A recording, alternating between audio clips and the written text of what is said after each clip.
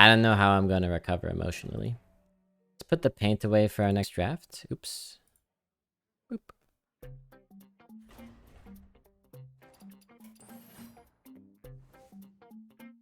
Big boy time. We got the big boy time. Big boy in the fun dunge.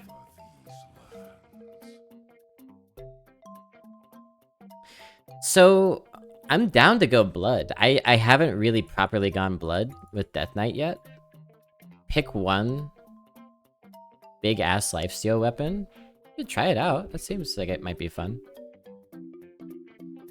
For whatever reason, I don't know if this is... I don't know if this is true or not, but for whatever reason, blood seems a little bit more viable now that Death Knight's slightly more balanced. Single blood is good. Yeah, but that's double blood. It would be a commitment to the blood archetype.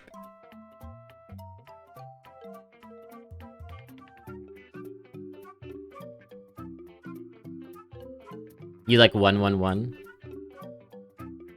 Yeah, I don't necessarily think locking in double blood early is good, but I just want to try it out. And it feels a little bit better than before, at least.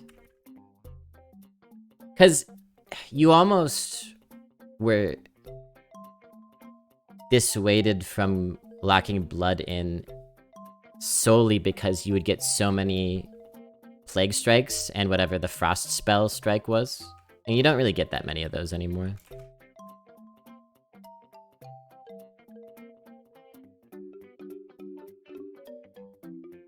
I've done 47 runs this meta and I've still never picked a single... Not a single one? Holy cats.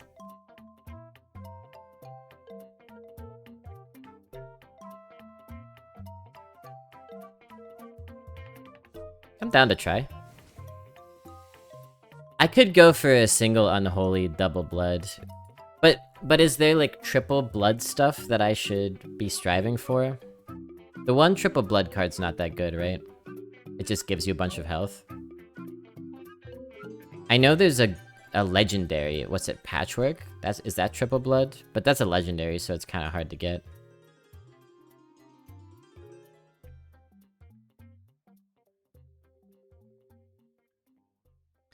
Yeah, that's what mine have for the most part looked like, Coast. I was running double unholy pretty much constantly for like possessifiers and stuff like that. Patchwork is only single. So it's a different legendary. I'll go single unholy. I think that sounds good to me. These aren't great.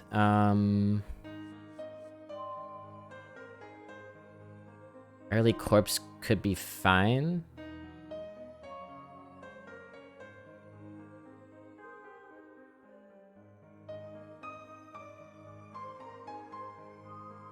I think Valkyrie's okay.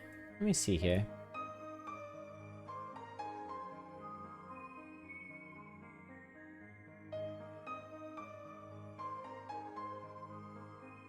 Banshee and Sunborn have identical win rates. I don't really like this card very much. I tend to avoid it. Sabotages your deck to go triple anything. Yeah, that makes sense. Hi, buddy. Let me see if he'll give us a visit.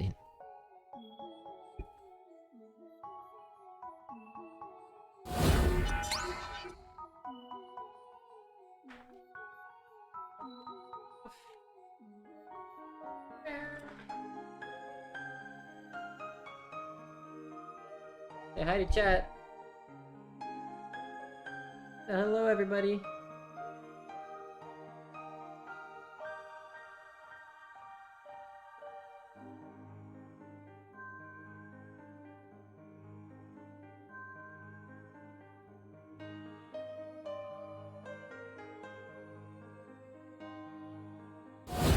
He said...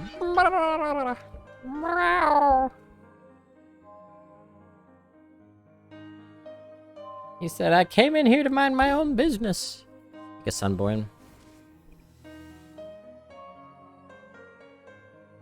Scalebane's cool. We did just pick up a 5. I think Argus can be very strong. Especially in an archetype where you're like going down in health and then healing up. Big taunty boys. More taunties. I like Coroner a lot, but let's take the, you know, the card.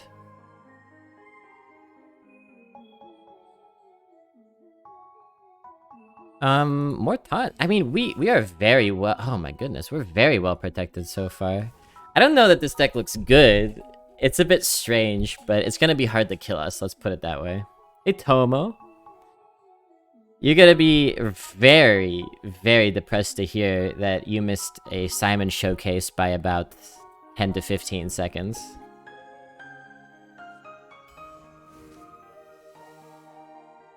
I'm sorry to be the one to tell you. It was full screen and everything.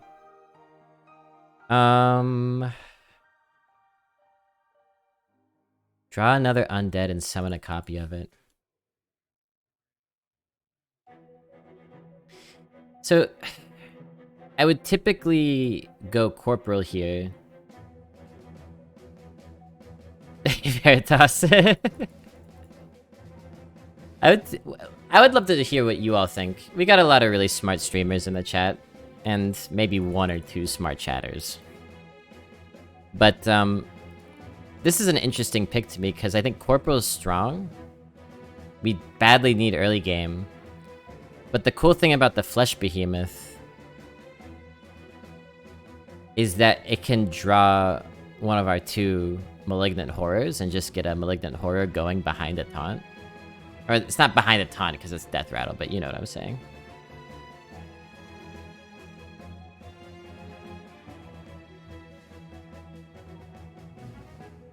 Get a bonus Malignant. But taking a 9 at this juncture could be bad.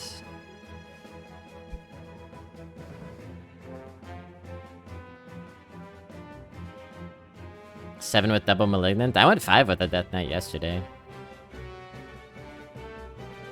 I think that sucks is since you don't have Frost, you can't get Acolyte of Death, so draw might be a problem.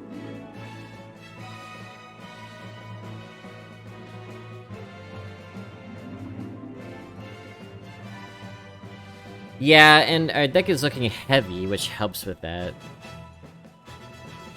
It's kind of a matter of if we get Discovers, I suppose, and it's harder to get Discovers now.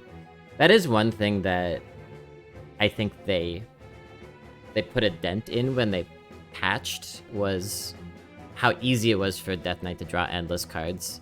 It's not necessarily the case anymore. In my 5-win Death Knight deck, I was running out of cards a lot.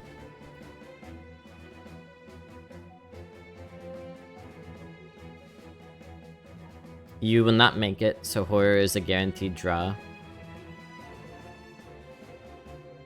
Gonna have a lot of small undead, maybe? Maybe!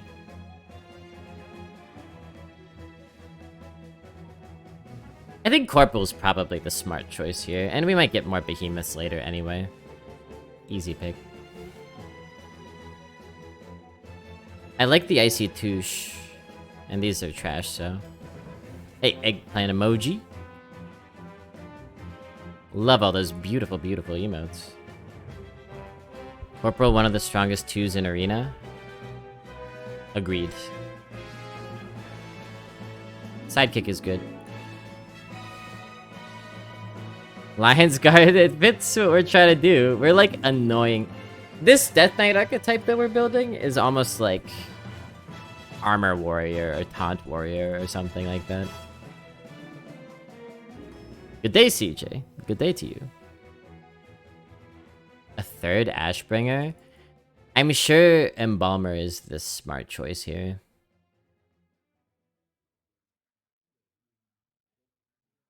You can't give these double Reborn, unfortunately. I guess you could give the 2nd layer Reborn.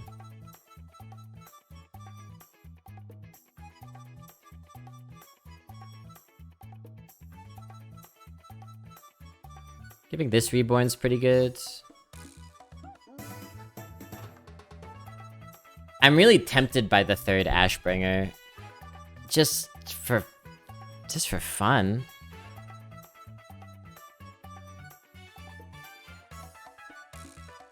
But I know this is the right choice, right? Yeah, we'll get more undead. A lot of people kill half the horrors and giving one reborn is often game winning. It's a good point. That is a strategy that I've seen and that I've used against Malignant Horror. Just like kill the first layer. Alright, well let's not get too carried away here. We don't want the deck to go 3 wins and be like, what happened? How did it happen?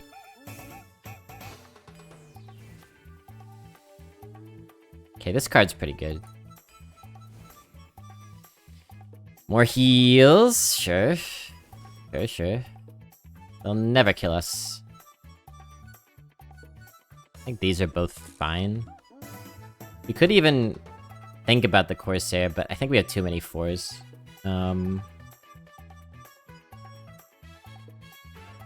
Tight schedule for traveling home. Flight at 6:20 until 7:50. Uber at 8:10. Train at... The last train leaves at 8:30? Good luck, my friends. Good luck. That sucks. Safe and efficient travels. At least the weather seems much nicer. Corpse Razor from Malignant? That's fun. Yeah, I'll take a 2. It's much harder to get 2s.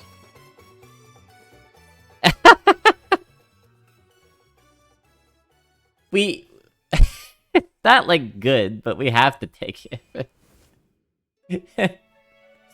We have to take it for the meme. Marshdrake in this class is gonna have to be the pick, cause woof.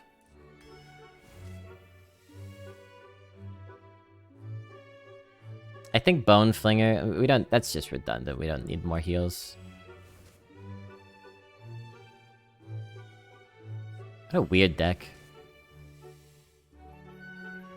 Alright, I need your help with this one too, chat. What do you think? Anti-Magic Shell is probably not the way to go with this deck, right?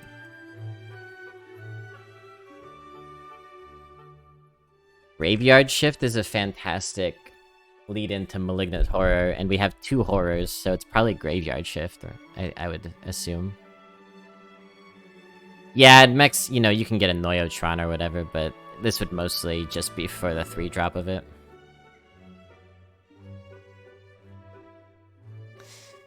Yeah, I heard you all got kind of sequestered for Christmas. People couldn't come over because of illness. I hope it wasn't too claustrophobic. Yeah, we'll go with the Corpse Generator. And honestly, in a bucket this atrocious, there's room for a Scourge Rager in this deck, right?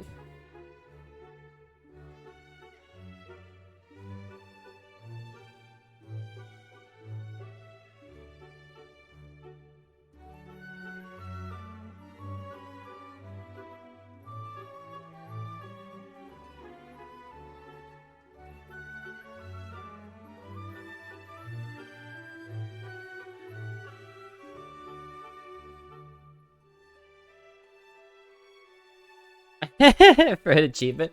Yeah, right? So the Bloodworm and Peasant are trash, and we already have Lifesteal. We don't need those cards. Scourge Rager also trash, but we have 2 Drakari Embalmers to give it unborn... Sorry, reborn. It's an unborn life! No, to give it reborn right away. And it also...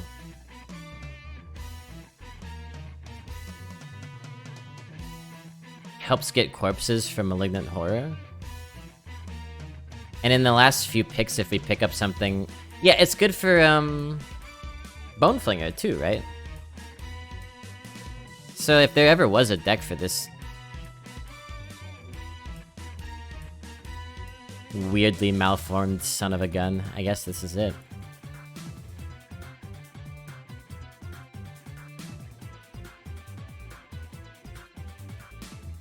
Holy cow, Corpse Explosion, right? I like the Ghoul a lot. But Corpse Explosion seems like one of the best cards in the class, right? A huge thing with Embalmer for me has just been to Reborn Hero power to clean up Malignant Horrors.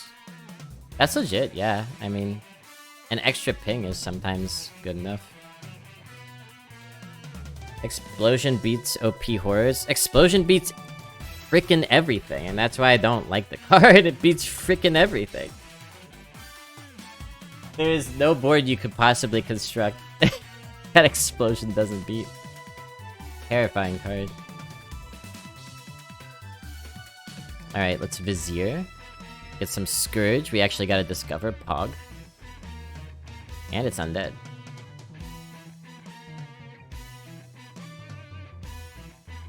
It doesn't beat a 69/69 minion. If you have 69 corpses... Just need 69 corpses. Nice. Double nice. This deck went from strange and malformed to looking pretty good, I think. Friendly Bartender has a funny little synergy with Happy Ghoul. It's also a 2-drop, so let's take it.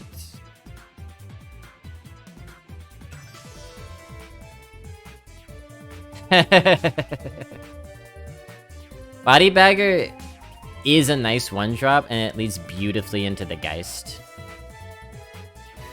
And the Sidekick. And the Bone Flinger.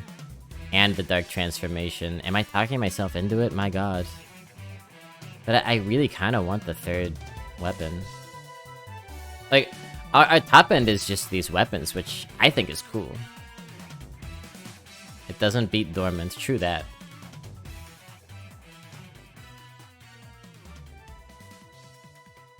Axe Flinger? Do you really want a third weapon? Yes. I do. It's worth being thoughtful about how many weapons you have in a deck. But in metas where Warrior was strong, I would sometimes run up to like 5 weapons, maybe even 6, if I had a deck that could support it. I have absolutely no qualms about taking a third weapon in a deck like this. I don't think we'll get stopped up with too many weapons in hand too often. The beauty of the Ashbringer especially is that you can equip it in the mid to late game for tempo and not be afraid of dying after taking a lot of damage because you got that lifesteal. Weird to have 3 of the same one. I can see that, but I just think like we don't like it is our top end, right? You can use it for defense, you could use it for burn, Smork, right? It's just kind of flexible.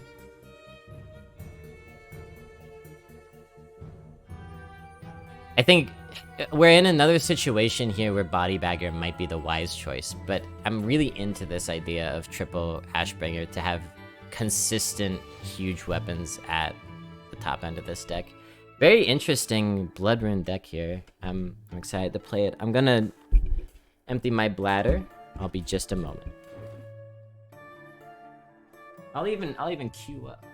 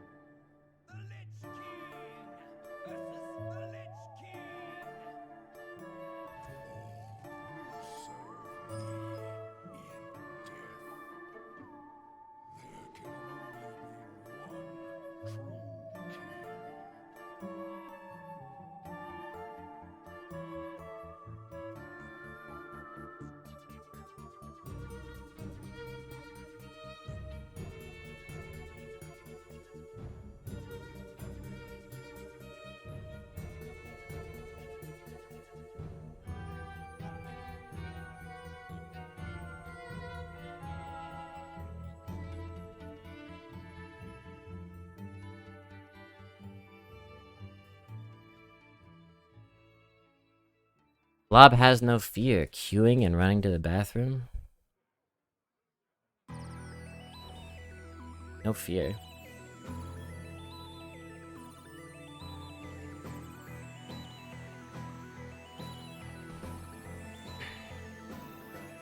Deck isn't actually that heavy given no draw. Yeah. So my hope is to like put pressure on and leverage the weapons to deal sudden, surprising burst damage to opponents that they're not really expecting, and that's too much for them to respond quickly to. I think that's the idea here. And something like a late game corpse explosion can buy me a lot of time to get that damage in. Get past taunts and such. Ivana Vic. You know, I was just thinking about you a little while ago, hoping you've been doing well. Therefore, I hope you've been doing well. You don't got corpses.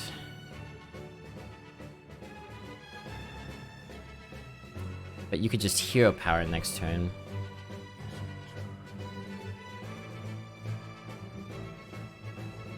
Where does that leave me? I think I need to do this.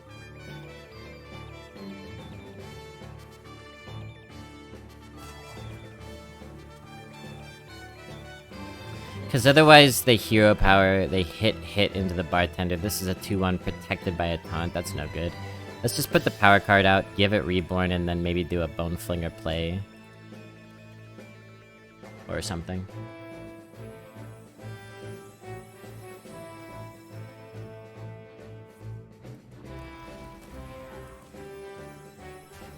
Yeah.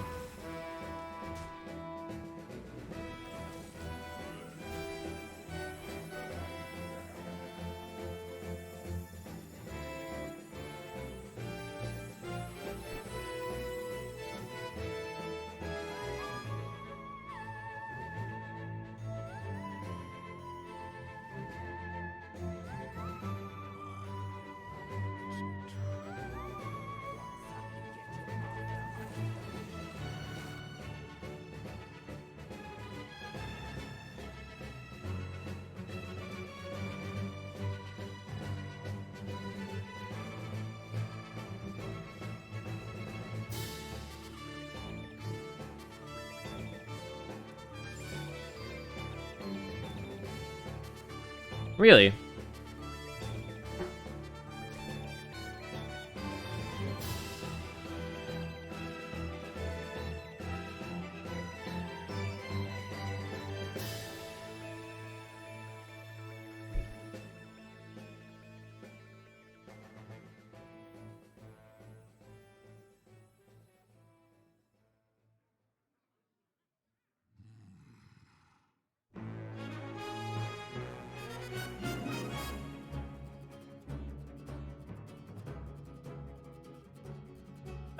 Witch's Cauldron?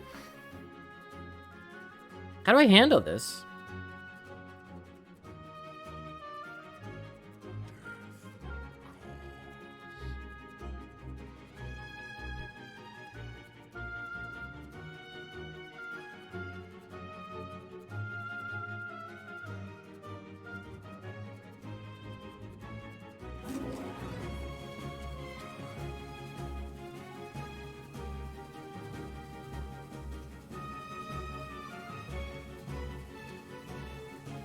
We lost. We didn't lose. I just have to make an unfortunate trade here. I was trying to figure out a way around it, but I couldn't really see anything.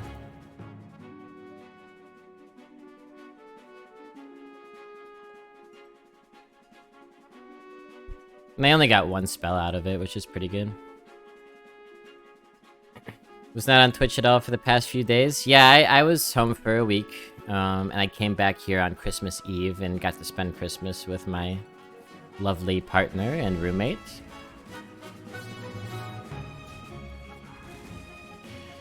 And I haven't spent many Christmases away from my parents in my life, but it was really nice to be here with loved ones and wonderful companions.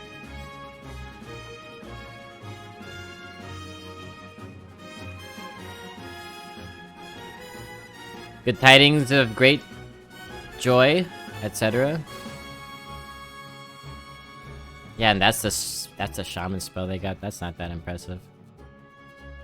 We could Marsh Drake.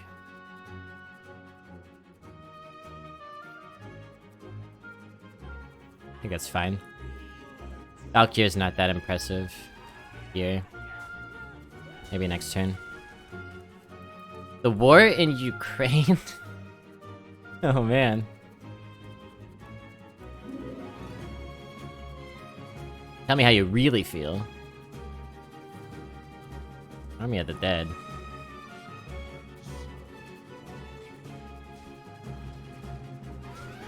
Well, they're using up all their corpses so they can't malignant. Army of the Ed, Ed, and Eddie.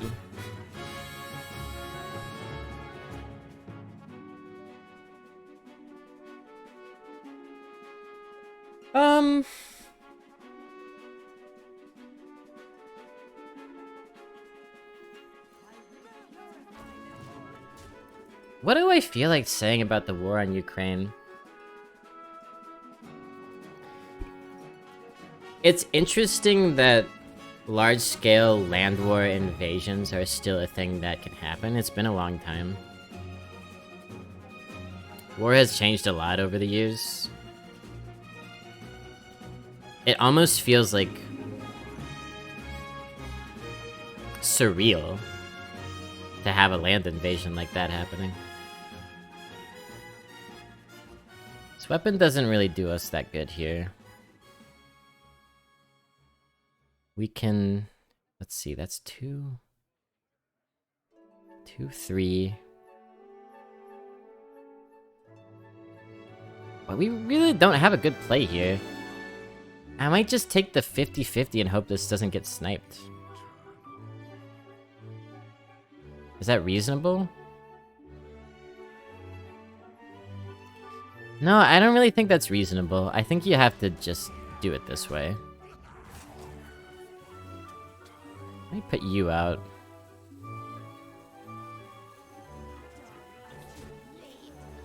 Alright, fine.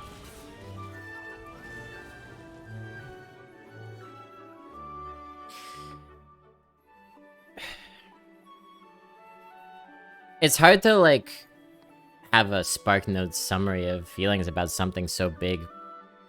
But I think it's worth pointing out. And then I guess the main thing I want to point out is...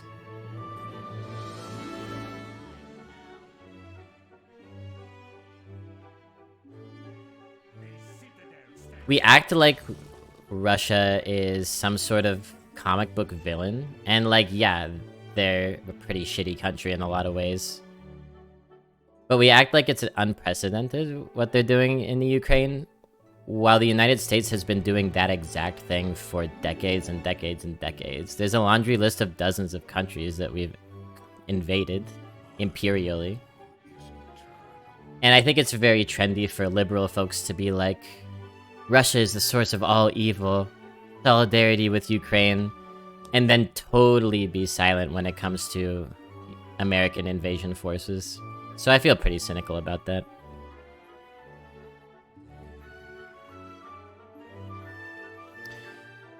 Makes more sense not to put out the extra minion. That's a good point, I suppose. Yeah, that's a good point, Ivanovic. You know what? I'll try to remember that. I hadn't been thinking about it exactly that way. 5, 10, 15. I wonder if we can... wonder if we can really pressure them here. Maybe we do something like this and just go face. Is that crazy?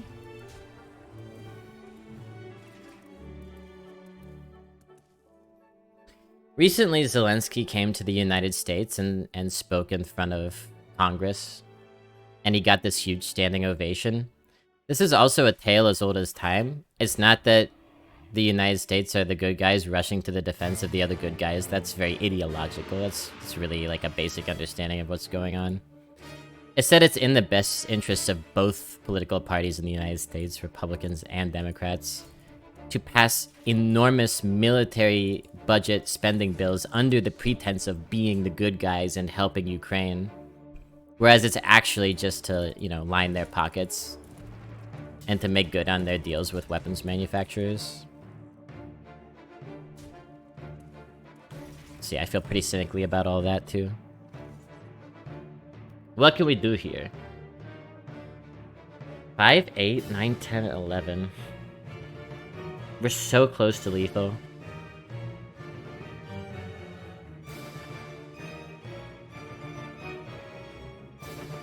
Let's not pretend they wouldn't pass those funding bills regardless. Sure, sure. They would, and they have been. But, it's a nice convenient way to get some, like, rah-rah voter support behind it as well.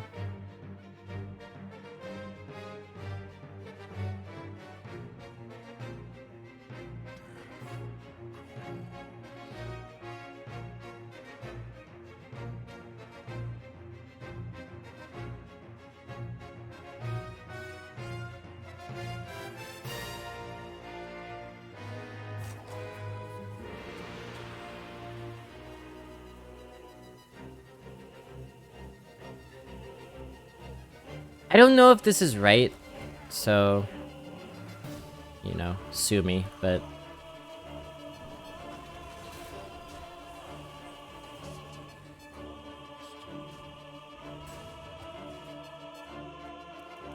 That's pretty sure that's not exactly what we wanted to do, but I don't know.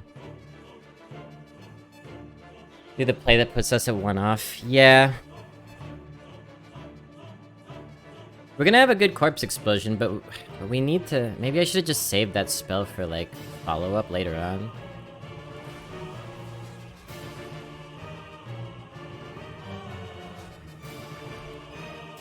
Any questions? Many dilemmas?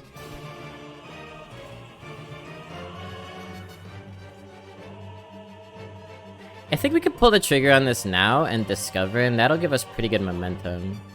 Maybe even lethal.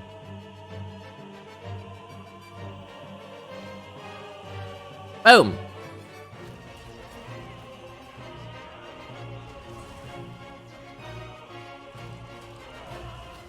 Somehow the Vizier is immune. Did somebody say... No, it's not! It's to a minion! I thought it was lethal! This is to an enemy, though.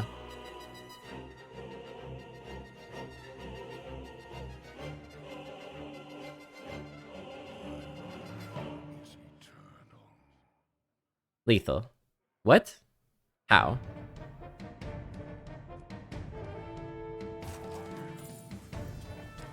How? What lethal? Click the rightmost card. Oh, because it was yellow! Just like Coldplay said.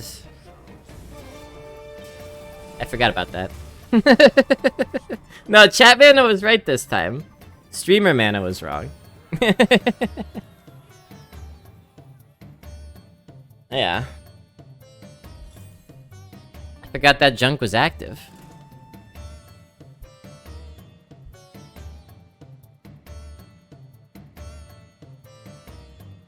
Streamer man is always wrong. But why does being wrong feel so good? Being right is overrated.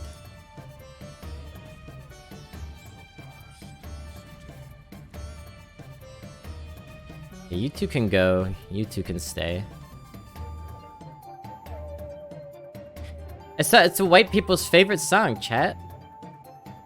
Sweet Caroline, ba ba ba. You want to make a room of white people yell? You could either tell them that they're white, or put on Sweet Caroline. It's 100% guaranteed.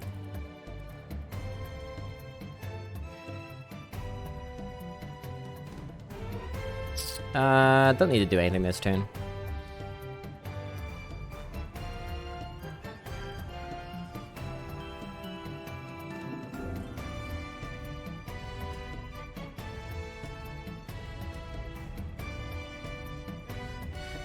Corporal's fine here. We could just hero power to clear. Corporal in the graveyard makes sense too. Mr. Brightside, that's another one for sure. Sweet Caroline, the worst song ever written. Wow. Wow. Creepy and wildly inappropriate.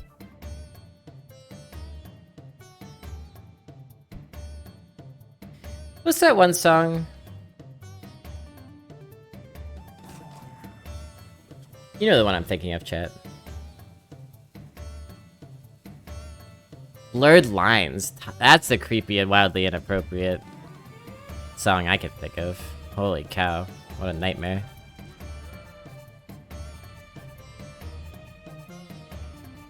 Written for Caroline Kennedy when she was 11?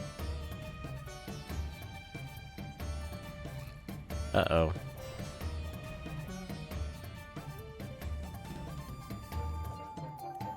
White people love hollering about pedophilia, I guess.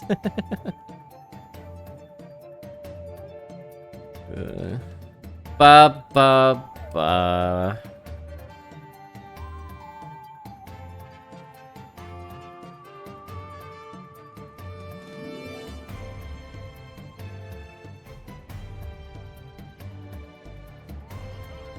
I'll just kill. And these are undead, so this will be active for a while, it would seem.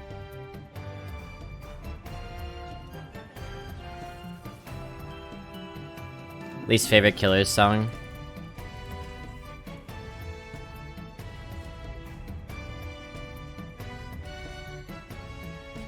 Yeah, something getting wildly overplayed. It's hard to still enjoy it after that, unfortunately.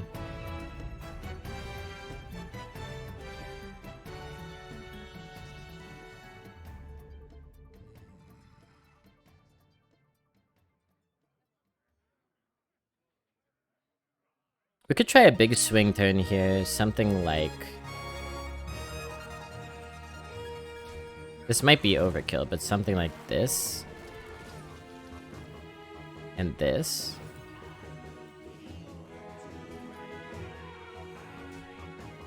We also could have just hero powered the clear, that might have been fine. I'm playing this so aggressively and it might not serve us well in the long run, we'll see. But we do have this for a reset.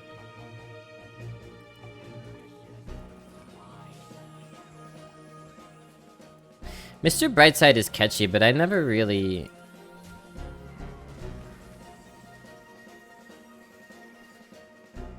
They messed up here.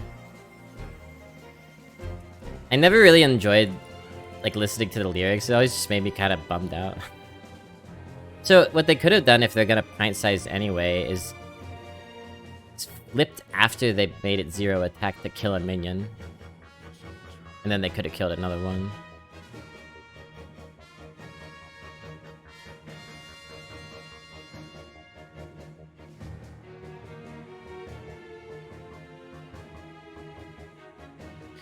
Well, let's keep the tempo up. It's working out pretty well for us so far. Let's play an Icy Touche and go face with the rest. See if they have a Blizzard or something. Because if we can keep putting good damage in, we'll start to use our weapons. And this is what the deck was built to do.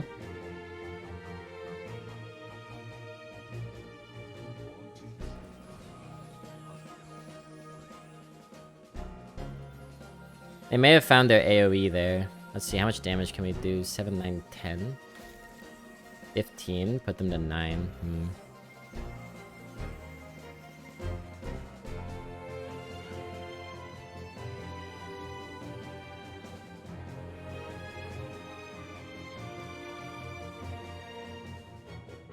Here's what I'm going to assume.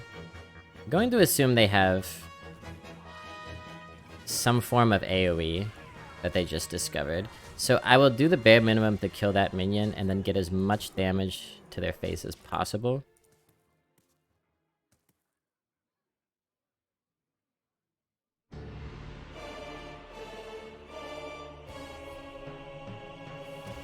Oh, that's it?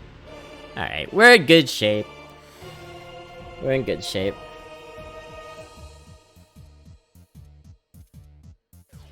Now, if you're talking about white people anthems, you have to mention Sweet Home Alabama. I know it's a particular demographic, but it has to be in the conversation.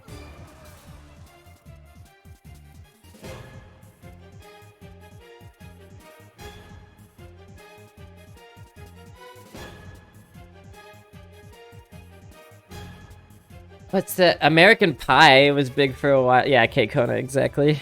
American Pie was a big one for a while, but I don't know if that's true anymore. I don't know if people really care about that song anymore. They said bye-bye to it. Alright, well this was actually a pretty easy match, it turns out.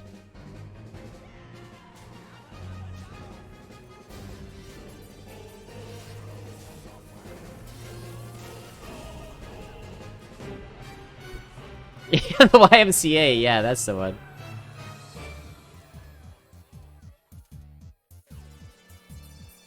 Is there a Latino anthem?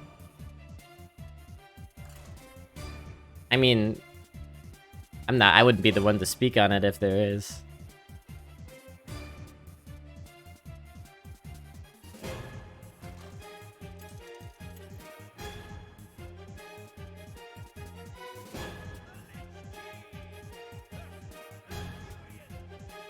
There's the Macarena, but that's not a Latino anthem. That's a white people. That's a white people anthem who think it is a Latino anthem.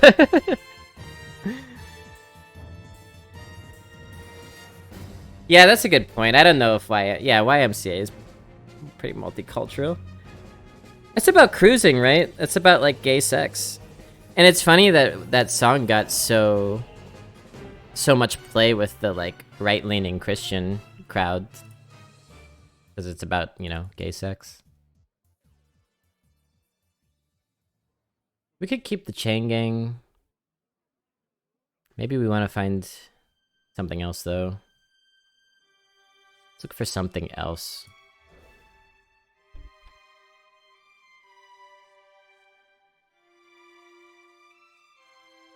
Yeah, ironically enough, or perhaps exactly as to be expected, Africa is a white anthem for sure. It's such a white people's anthem that Weezer covered it. That's how you know. That's the dead giveaway. The undead giveaway. Hey Exodo, nice to see you. What's good?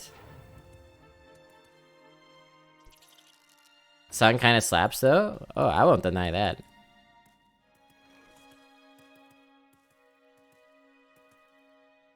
You know, these songs get associated with certain demographics or like popular on the radio or whatever, but it doesn't always have to take away from your enjoyment of them.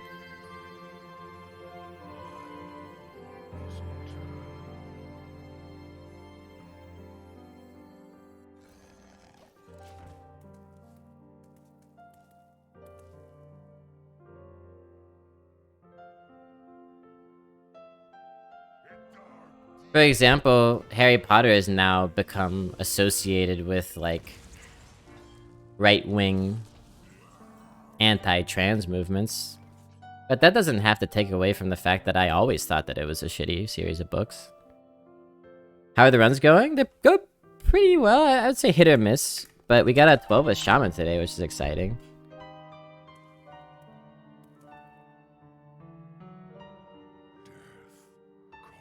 We just play this, maybe.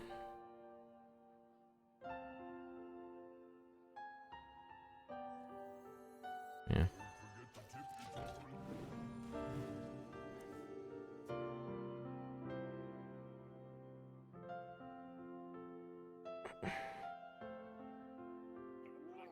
We'll see how this run does. I think it's promising. I'm excited for our Blood Rune. It's my first major Blood Rune Death Knight, so popping my cherry, so to speak.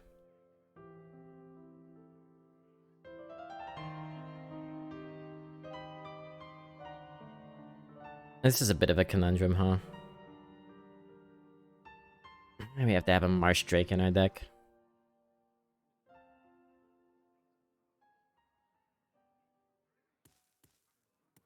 Nothing gets past you, Veritas.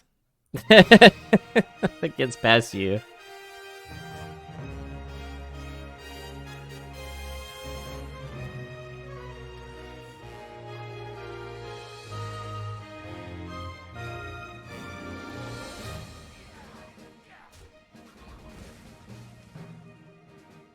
We really don't have much to do here. I guess I'll just take another minion off the board. I don't even know if it's worth it, but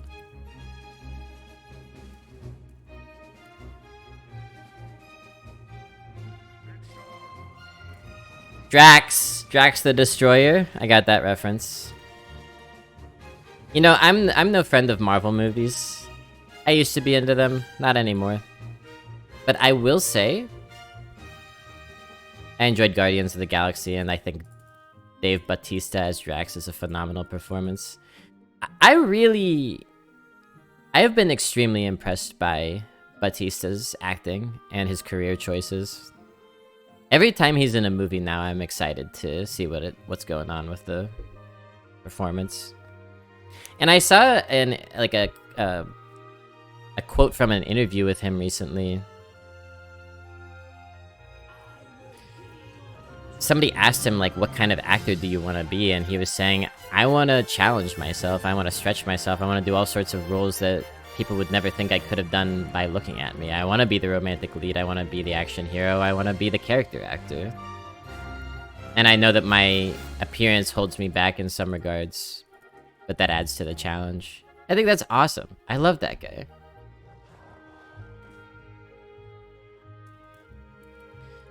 He's possibly my favorite wrestler turned actor. And there are a lot of good wrestlers turned actors.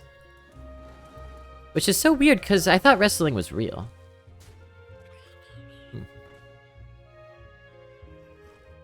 Can you potion madness the poison from Marshdrake, or does it have summoning sickness? It's actually a really good question. Does anyone know the answer to that?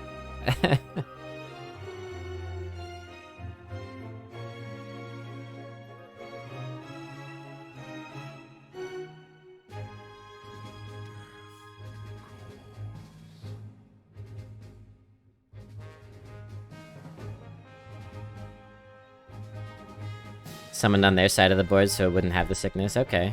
Yeah, I would assume it would work, but... The shaman was really cool. I'll put it on YouTube if anyone wants to check it out later. Either tonight or tomorrow, I'll put the 12-win shaman on YouTube. Really fun, aggressive build. I think we might want Hero Power Malignant here.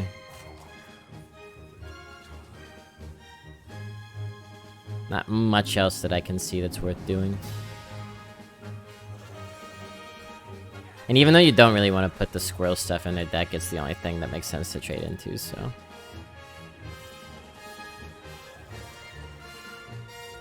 Malignant combo. Oh, you mean with this thing? Yeah, we might do a little something with that. We could have done it last turn, you make a good point. But maybe next turn. I doubt they'll be able to clear everything, right? Okay, that's annoying, but fine.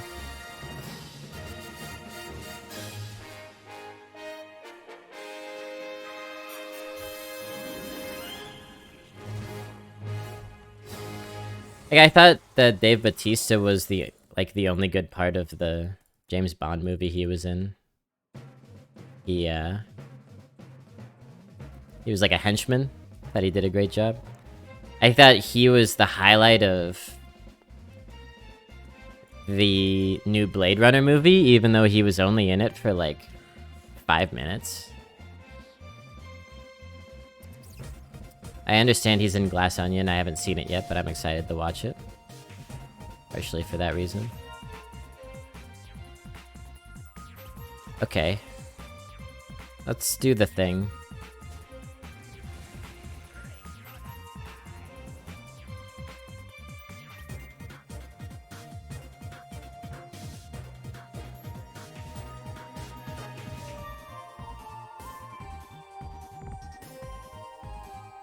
Huh. I'm almost considering cracking the egg and using our weapon on it. But we could put 9 to their face. They just have so much health. I'll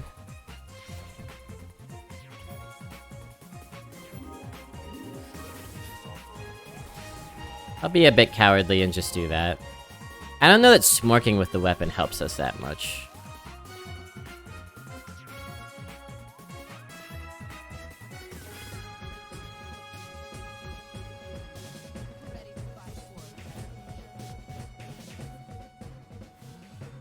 He did have the activator. I should have killed the damn egg.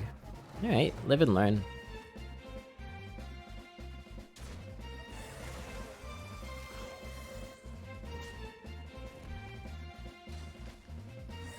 Live, laugh, learn. I think they could have done that better. Not sure.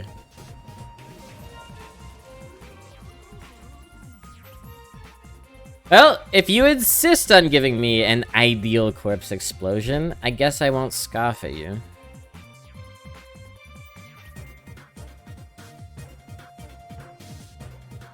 We really don't even need to trade this. 4 corpses. And this... I guess the reason to trade would be in case we draw Malignant Horror very soon, which I actually think is a good reason. 1 damage face does not matter to me at this juncture. In fact, we saved 2 corpses, I think. No, or just 1. Because we would get the 1 from the thing anyway, so we save a corpse.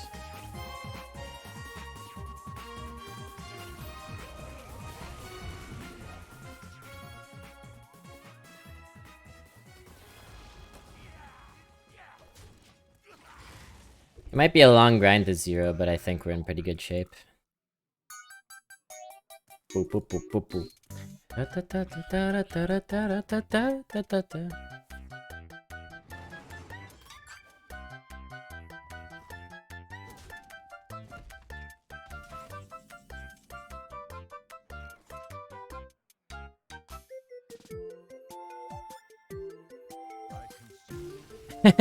Yeah. We did actually see it mattered. Isn't that funny? We really... And this is why people get upset, like, why are you taking so long, Blobby? There's almost always stuff to think about, plus I want to give you all love as my chat. But there's almost always, even if you have 1 card in your hand, even if you have 0 cards in your hand, a meaningful choice to make in this game. Will those choices end up being meaningful every game? No, far from it, but they will occasionally end up being meaningful, and that's the difference between people who can get on the leaderboard and people who can't a lot of the time. Squeezing out those wins with choices that end up mattering. And if that game had been closer, had gone on longer, actually thinking about whether it would make sense to maximize our corpses or our face damage mattered a lot, because we immediately drew into the Malignant Horror, which we wouldn't have been able to activate if we'd gone with the other line. Kinda neat, right?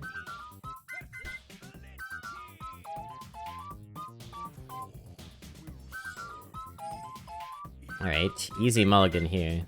You guys can take a hike.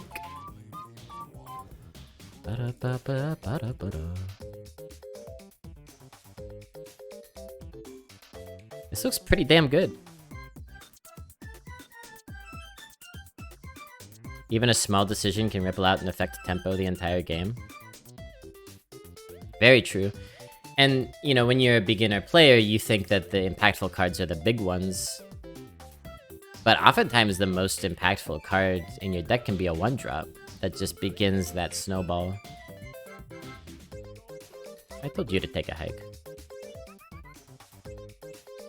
It's a nice golden. Little ambiance. But I always remember Merps talking about his aggressive hunter playstyle.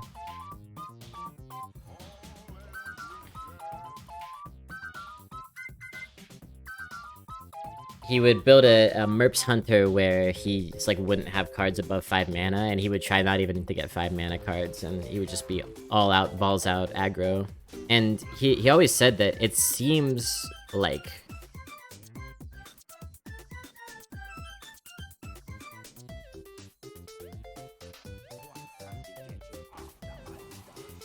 It seems like Control offers you the most choices, because in a Control deck you often have, like, 8, 9 cards in hand, 3 different combos you're thinking about, 2 different ways you can clear the board, 4 ways you can develop.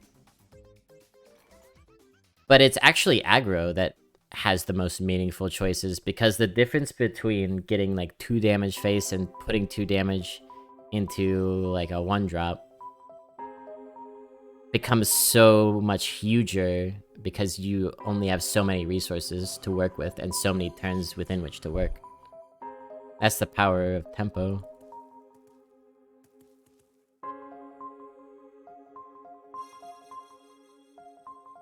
We could totally take this hit. They've got a Malignant, don't they?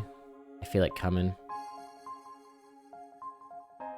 I can feel it coming in the dead of night. Oh Lord. So I would say either we do this and play Shift, or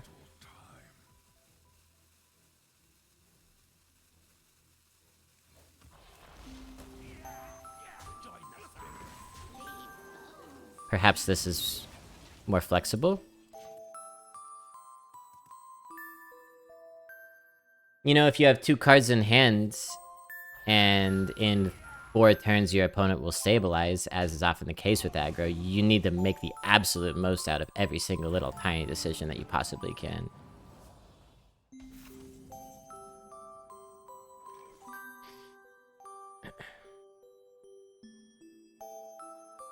Yeah, what you're describing is, I think, the core of a lot of strategy games. Deciding when you're going to take on the mantle of the beatdown. When is it your turn to be aggressive, and when are you in a more defensive, control-y, managing sort of position?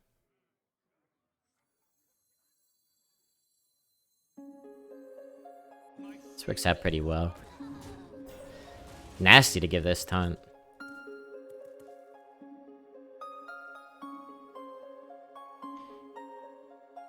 You know, it took me a while to wrap my head around what tempo meant, because I always heard streamers talking about tempo, and I always felt like they were using it in different ways, but I think it's a purposefully flexible term meant to be a catch-all for this idea of how it's not just power, it's not just stats, it's not just damage, it's about momentum.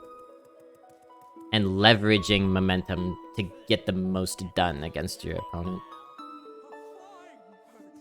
And an abstract concept like that can take on many different manifestations.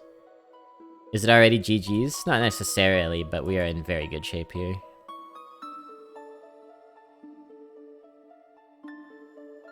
We can soon start wailing on their face with this, but I think it's not quite time yet.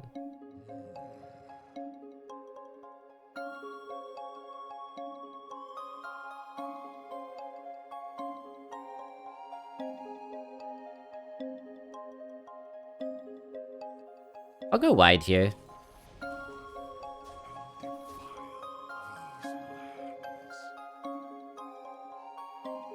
They might have a corpse explosion or whatever. Or an army of the dead.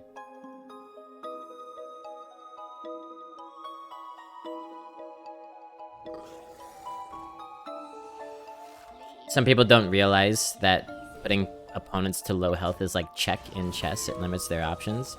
That's a beautiful metaphor. I like chess. I play chess. Have for most of my life. And there's a lot of the way I think about Hearthstone actually comes from chess. And Hearthstone has, in return, helped me think better about chess, theoretically speaking. 6, 9, 10, 11, 12, 13, 14, 19, 20. Well, 19. I mean, hell, why not?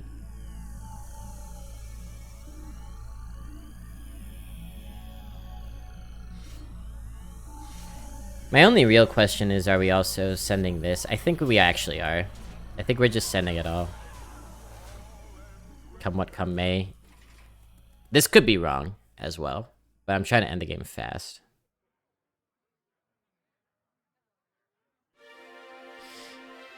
Yeah, putting the opponent to low health, like in this situation, maybe they have 4 different plays that they could have considered for this turn, but it's highly likely that most of those plays are nullified by the fact that we're about to kill them with our face. So they have to put a taunt out, or they have to heal, in addition to clearing a bunch of our stuff. Forces them to use resources inefficiently. And these are all invisible things that, because you don't know what your opponent's hand is, it could feel predetermined what they do every turn. Like, oh, they were always going to do that. But as a player, you want to be pressuring the opponent as much as you possibly can, in as many ways as you can, and making awkward board states. I think about awkward board states a lot. And if you're doing all these things, it's a higher and higher likelihood that your opponent is going to get flummoxed, make a bad decision, or maybe even just be forced into a bad decision. Which you can't know unless maybe you're playing a streamer and you go back and look at the game afterwards from their perspective, right? So because of how invisible it is, it can be a difficult thing to learn. And it's often pretty intuitive. How to know when to get aggressive, how to know when to hold back and let them play stuff out.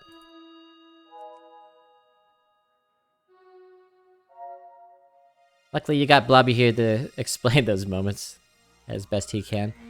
You keep horror.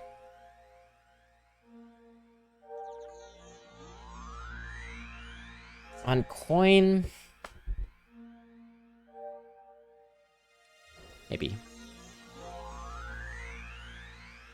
I think there was a reasonable argument to not send the Corporal face. I agree 100%. That was probably the single play I was least certain about that whole game. The sending the 6/6 face. Because there's a lot of downsides to losing that big taunt body. But the nice thing, and the reason I did it, was because we put their face to within killing distance of our weapon by itself. And I always like threatening that, because even if the opponent has the best board clear ever invented, you still just swing your face and kill them.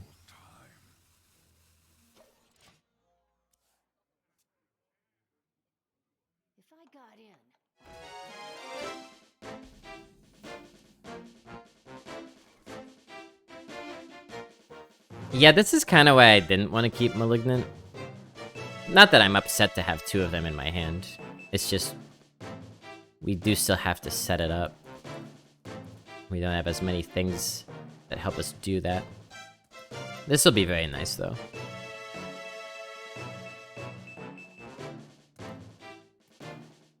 Yeah, and you're right, that is a good corporal target. Should it come to that?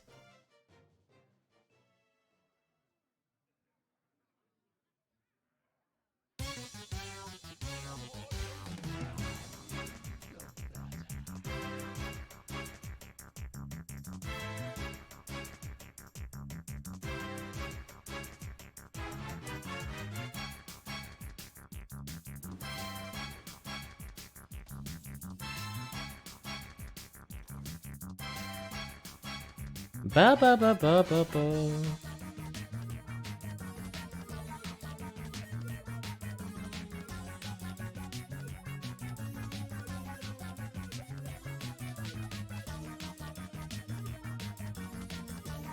Right.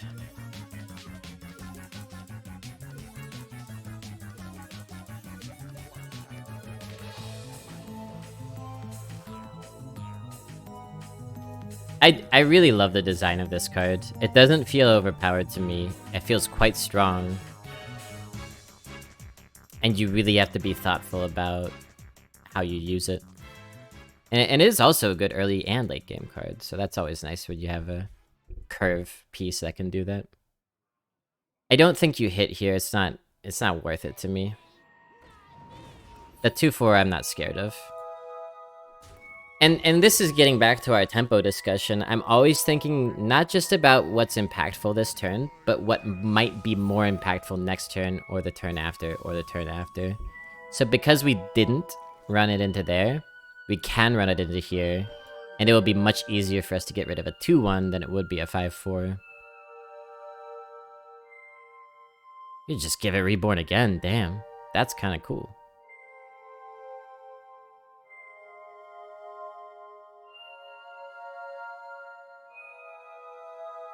You got a zombie in there.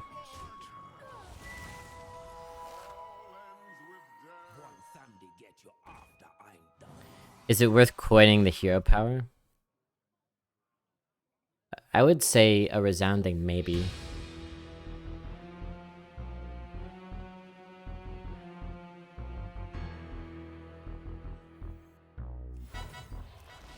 It means we get to the weapon not as soon, but I think it's fine.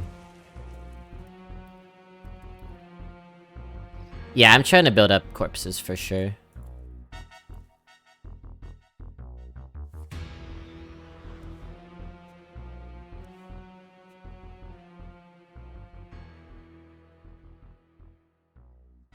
Got a value gamer over there.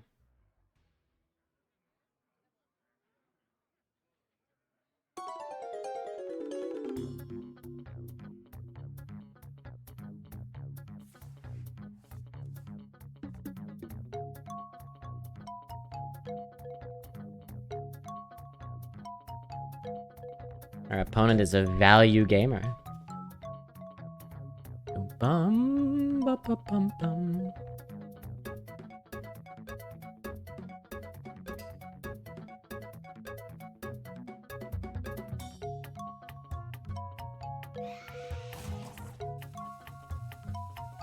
Trying to come up with ideas on how to have Death Knight mechanics for other classes. You have any? Well,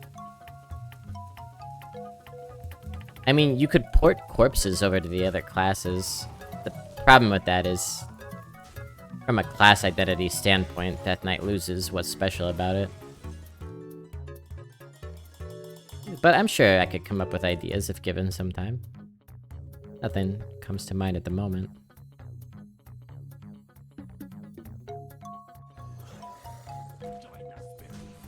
This should be nice to protect our stuff.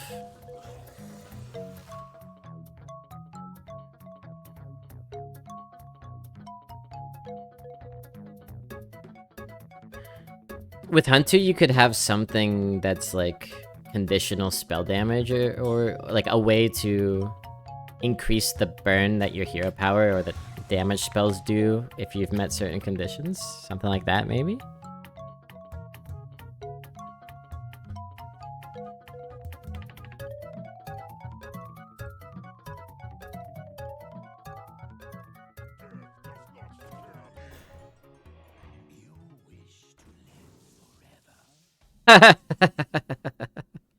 $211 Undertale, what do you call it?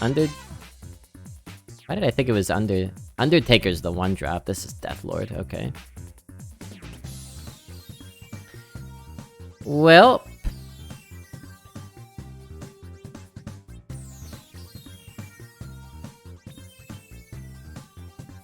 maybe just Architect.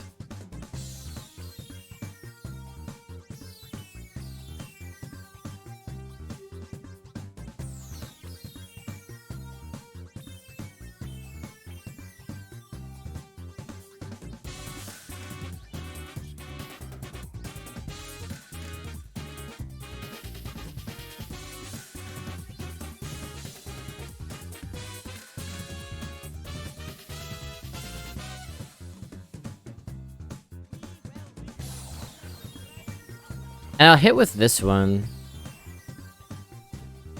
Maybe that's unnecessary. Yeah, we'll see. Like, weapon plus Happy Ghoul next turn?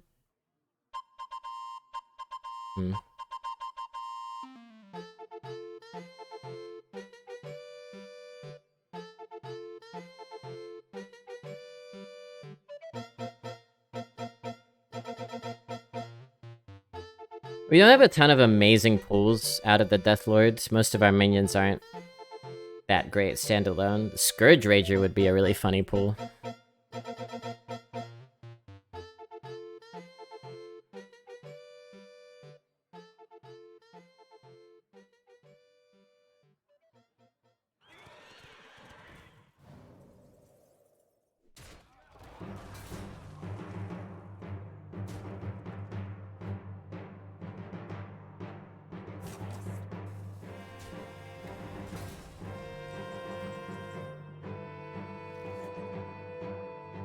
So the crappy thing about this is, we actually would have to trade everything in as well as the weapon.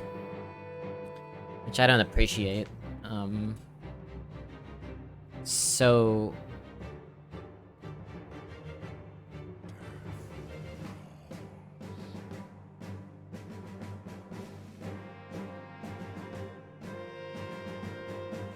I think I'm actually going to hold.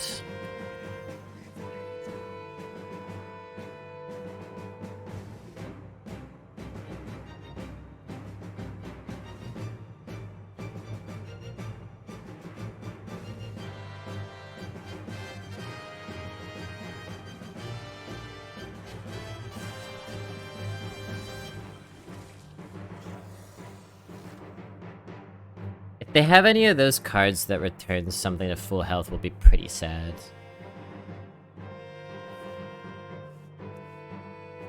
Yeah, you don't really want to resurrect the Death Lord, I guess.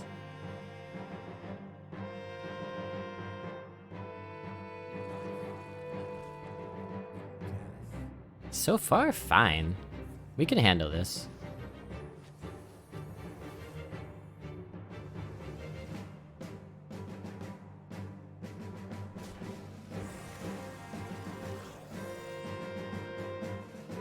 And they're trading even.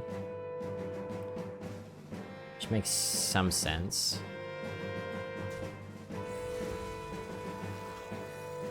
Huh.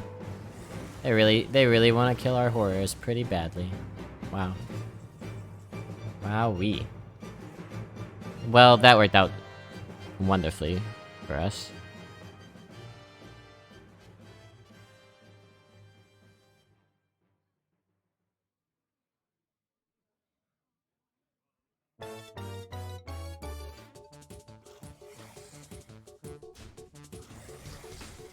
See what we get.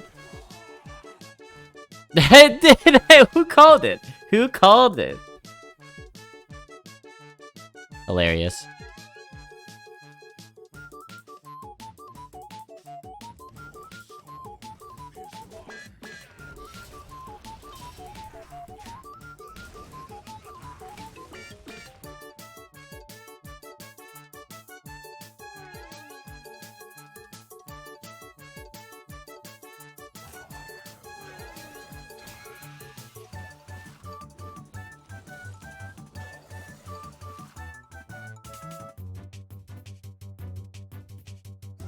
Me and the algorithm, we go way back.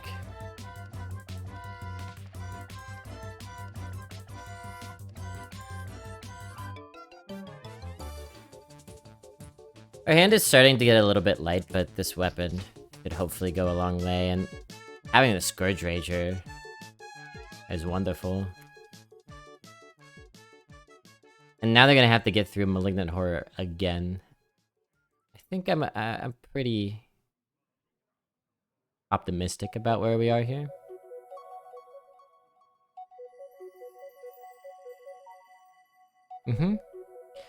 Yeah, and the Haunted Creeper can give us more corpses, as can the Scourge Rager.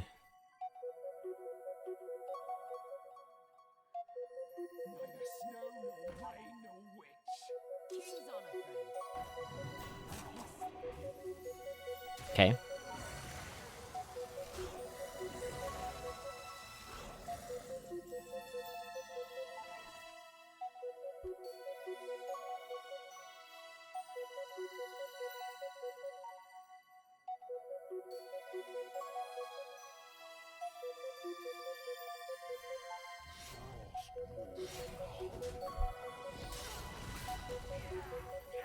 Eight corpses.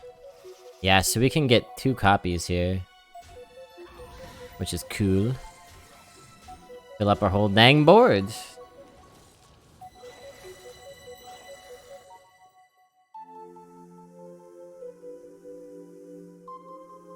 Holy Nova does a lot of work. I don't think they have it though.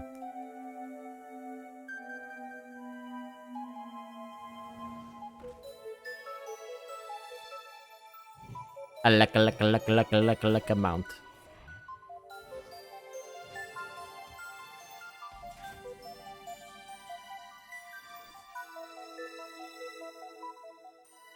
Alright, Alright, so we've got some work to do here.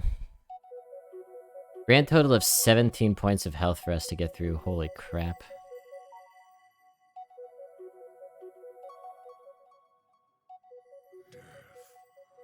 I have 10. 4, 6, 7.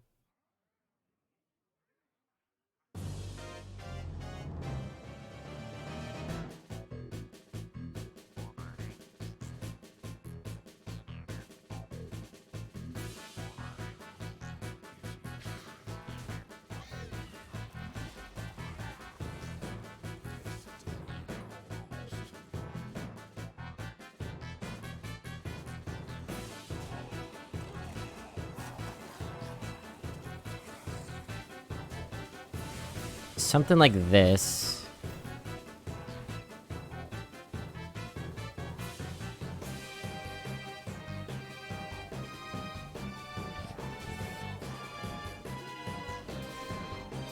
Oh, come on. Come on. Alright. Good enough.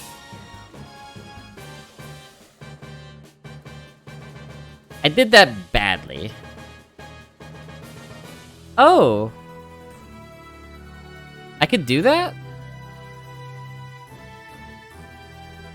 Wait, where's the dang card? I can transform... It just says an undead, you're right.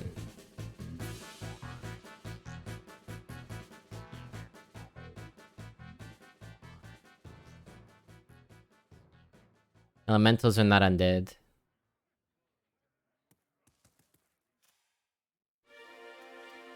What was the minion that the Elec was on again?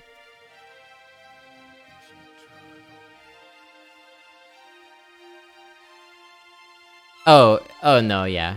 That's the elemental. I'll have to keep that in mind though. Thank you for reminding me. That's actually super important to be aware of.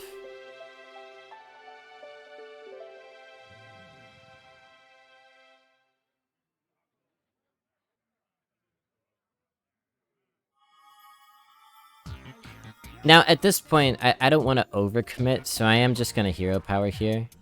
Something I don't know is whether I'll get an extra 2-1. I do not. Yeah, I kind of thought so.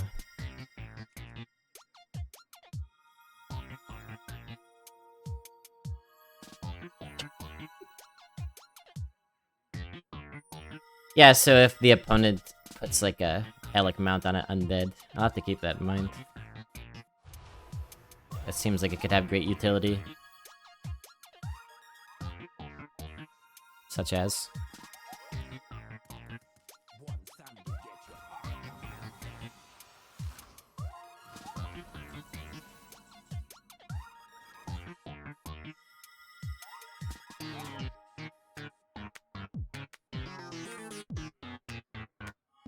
two off.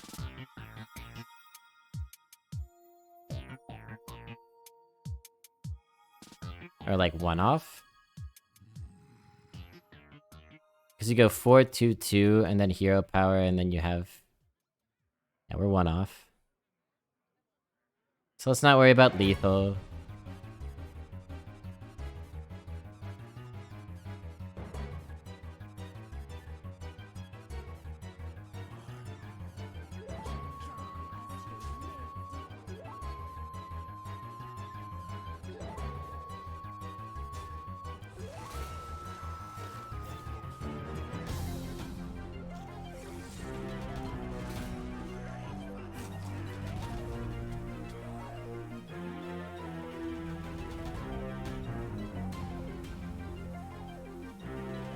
I'm just going face. I don't care about making room to generate stuff. I don't care about playing any of this.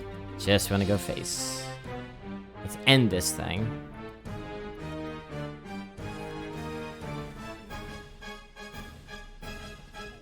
Not the worst summons. They're pretty bad.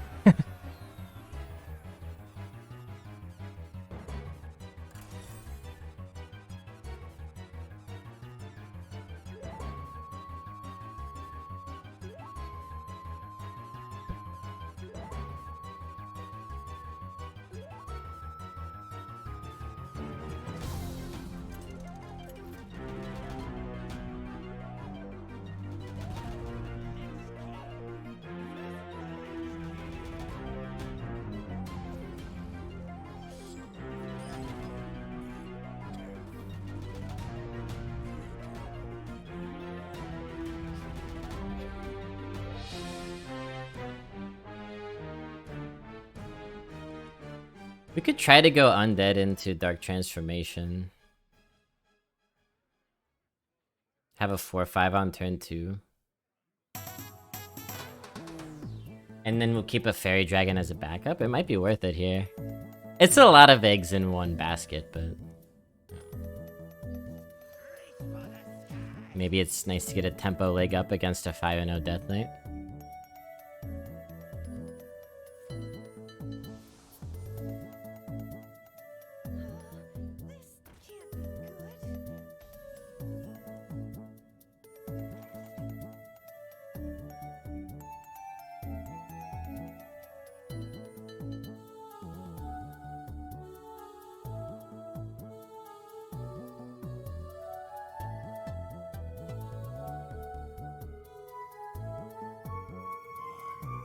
I guess the question now becomes what's the efficient way to set up for Malignant?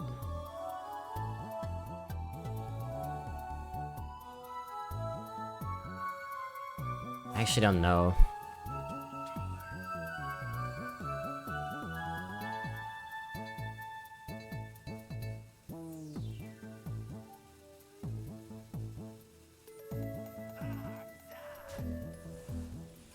I'll just make a 4/5. I'm not even gonna send it in. I want to keep it strong. Hope this isn't too much of an expenditure of resources.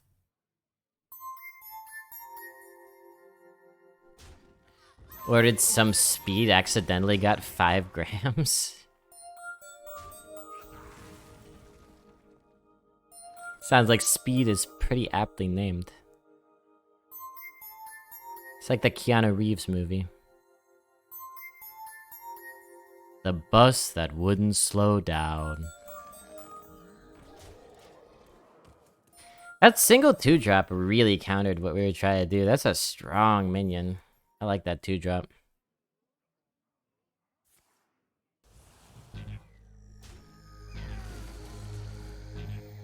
That really seemed unnecessary now, didn't it?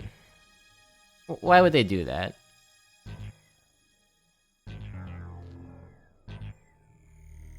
You're supposed to be 5-0. Why are you making potato plays?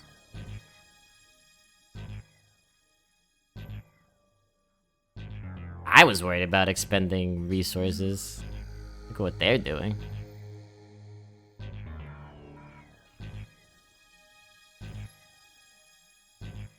Because he has no other play.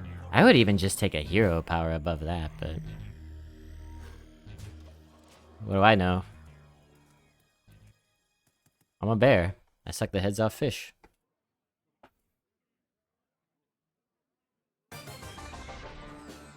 You probably did not tell me about that permafrost, but it sounds like you have a good grandma.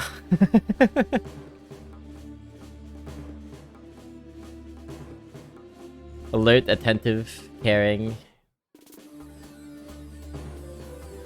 and knowledgeable about international travel.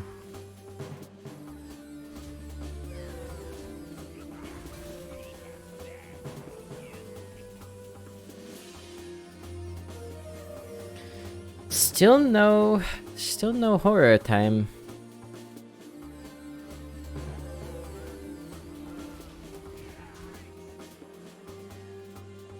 I think we want face damage. We have 2 weapons in hand. I think our idea is just kill them. That's our grand plan. Just kill them.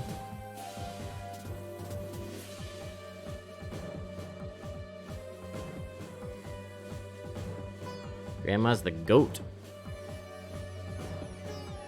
I have, in my life, I've been very fortunate to have 4 fantastic grandparents.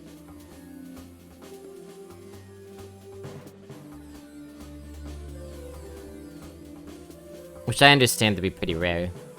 Robopop, it's lovely to see you. Welcome.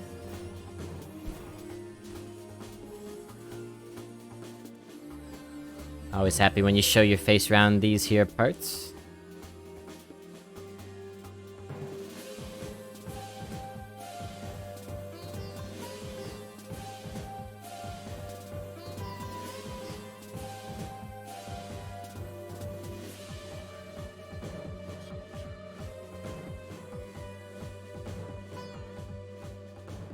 Can't do this and this. So we either have to Malignant Hero Power or Ashbringer. Yeah. How did you end up with 4 grandparents? Did you steal some? What? Is that, did I missing a joke there?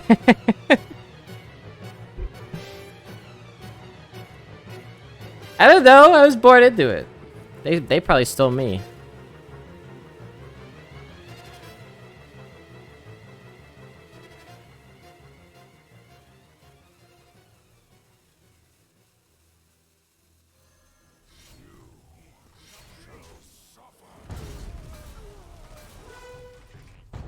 Let's set the weapon up. Usually people only have 2 sets of grandparents. Yeah, that makes 4. 2 sets of 2.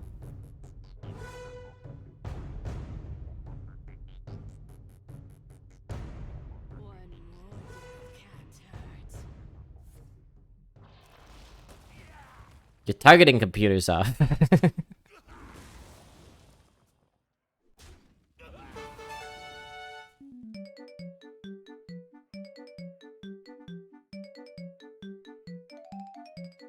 Well, I laughed at my joke. Well, that's the important thing. As long as your dumb shit can make yourself laugh, what else do you need in the world? No offense.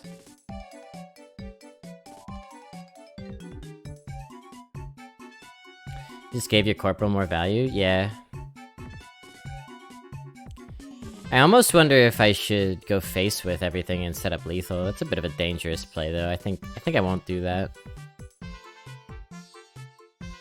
So now I can do horror and Geist in the same turn.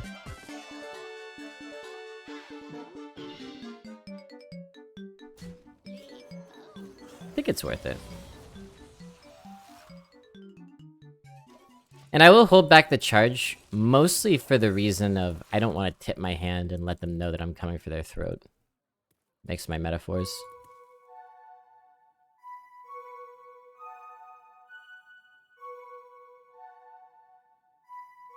I wouldn't mind sending it face, but I don't want them to have a read that I have another weapon. I want plausible deniability. Oh, this is fine. I know already what you're gonna do, and it's not good enough.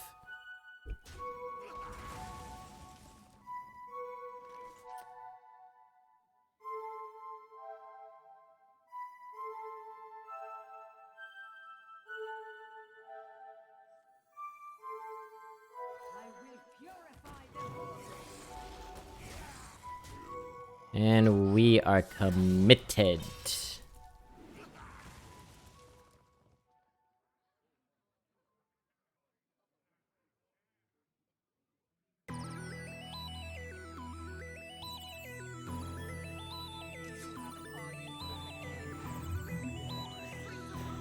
Yeah. Yeah, well, countered. I'm sad to say that's about the worst draw we could have had. Okay. Okay. I get it. I suck at this card game. I get it. You don't have to rub it in.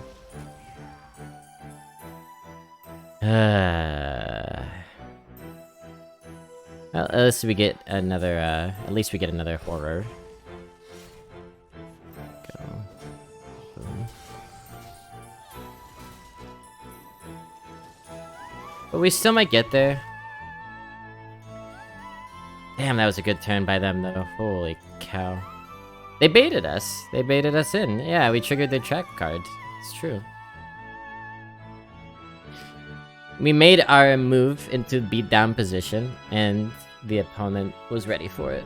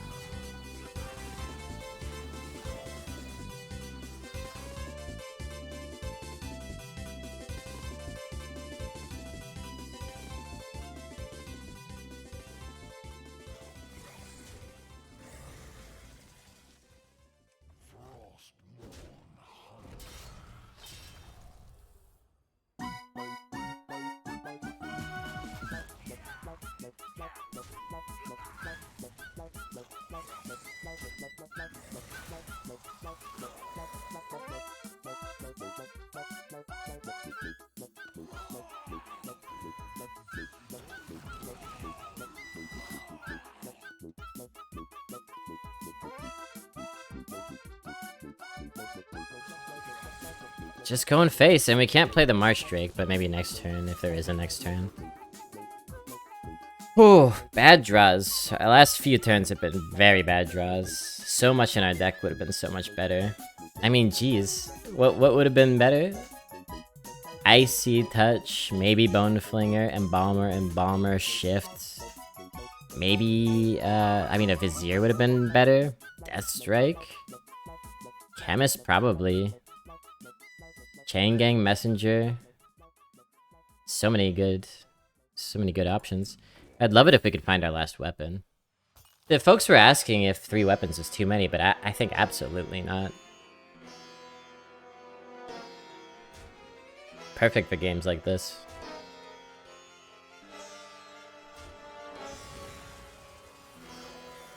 And then they're gonna hit the 2-3. Is this all cards or just mine? All others. Yeah, your stuff gets screwed too.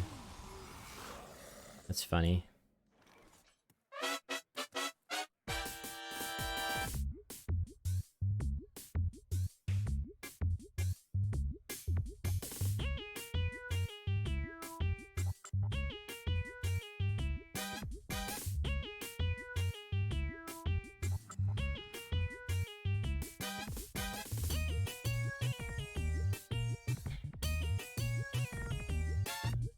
Oh man, I don't know what to do. That sounds interesting. I haven't heard of that movie. We could just leave all of this up?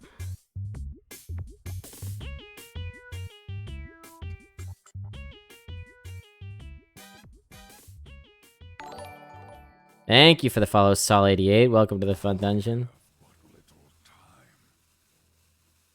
Yeah, we can't give this Reborn.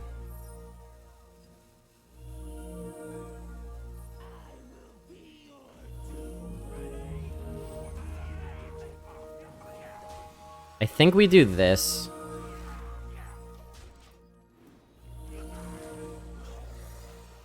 You could definitely argue that you're supposed to kill at least one of these 2 ones. I think this is an okay play here. 17, 20. They're close to lethal, by the way. Maybe I didn't realize how close they were. 4 off? Yikes. No, it doesn't get double Reborn. And can you full clear here?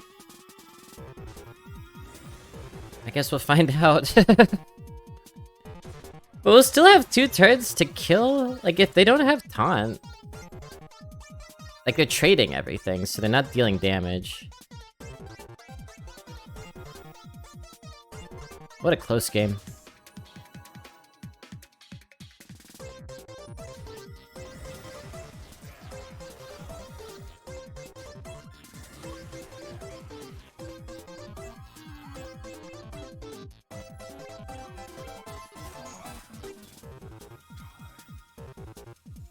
Yeah, something weird about that.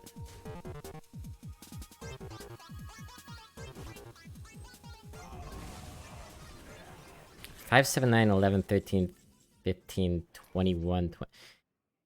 God damn it, they have perfect lethal. God damn it, they have... Oh wait, no they don't, because they can't hero power. I'm Morrissey.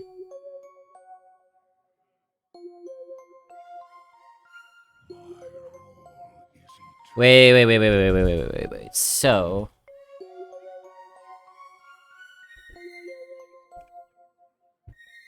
$15.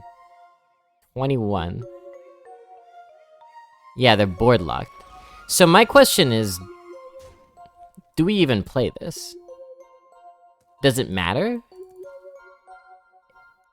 Cause like...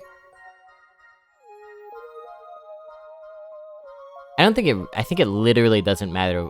It does matter.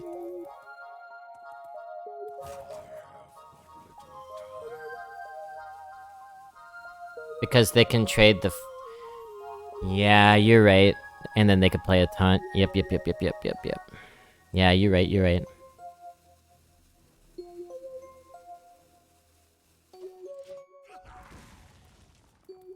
Remember what I was saying, Chad, about how you can have so many interesting choices with one card in hand? I'm sure they just have burn with a spell. Whoa, they didn't have it! They didn't! They didn't have it! Oh! Oh, what a finale. Mamma mia. Oh, man.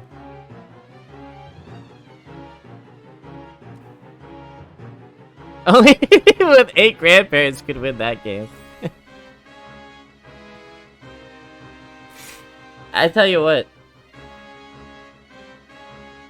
In order to pull that one from the jaws of defeat, I needed a lot of latent genetic material, I'll tell you that much.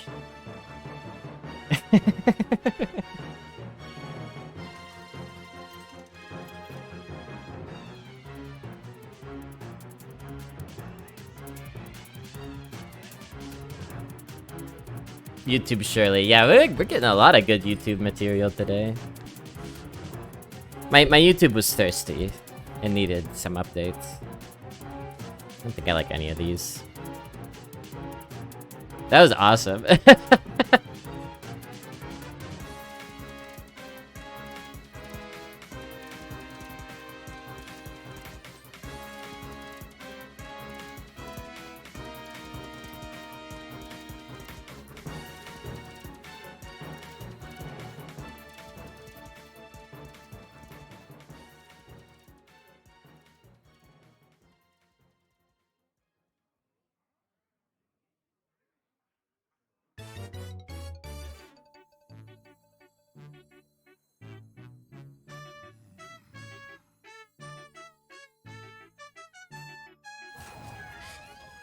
I don't really know what 2-drop to play first, but we'll go with the dragon.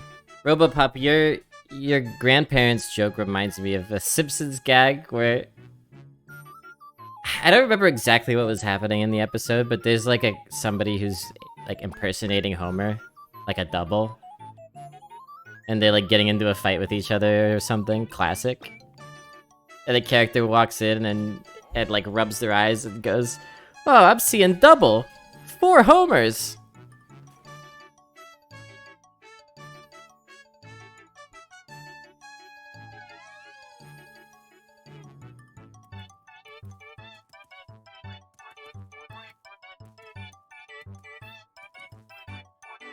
Of course, The Simpsons did it first, indeed. So we kind of made the bad call here in a way, but I think it's fine actually. We made a perfectly fine call.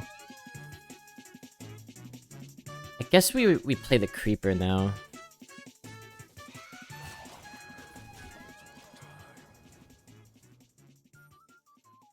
Because we'd rather not their corporal go into ours if we can help it. I think.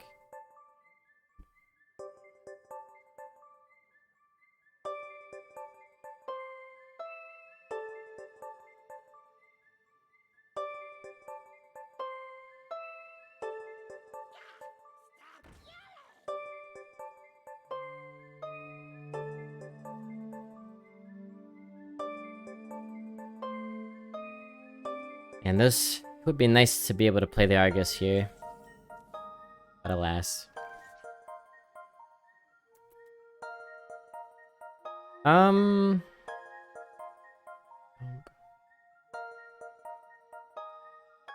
Super weird, huh?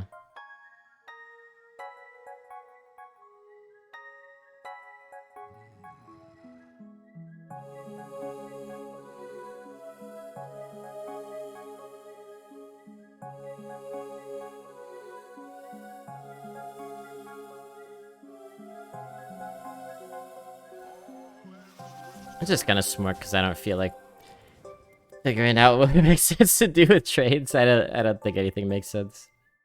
We'll just let them beat us up here for a sec. Okay. Huh.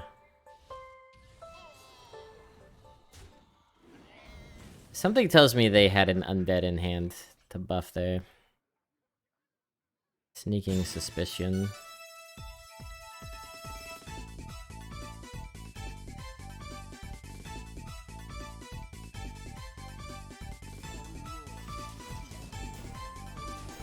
Block and make the breaking points awkward. The old block and awk. Whoa. Something tells me I was right.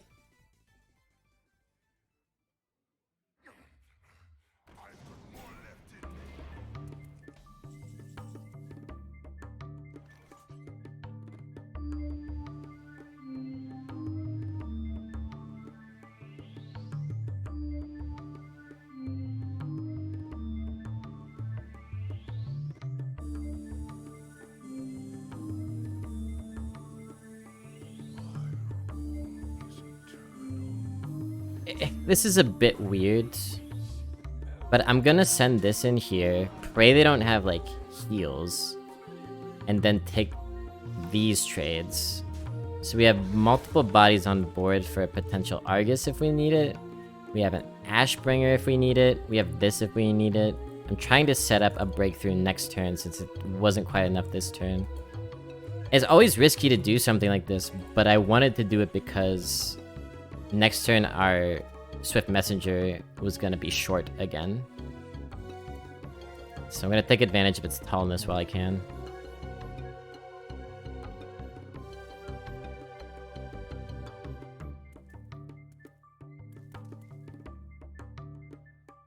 The almighty tallest. Quoi?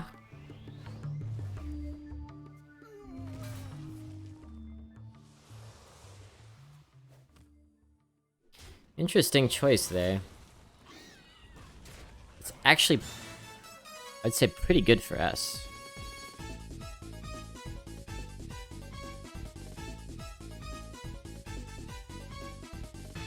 So we have multiple options to get through this.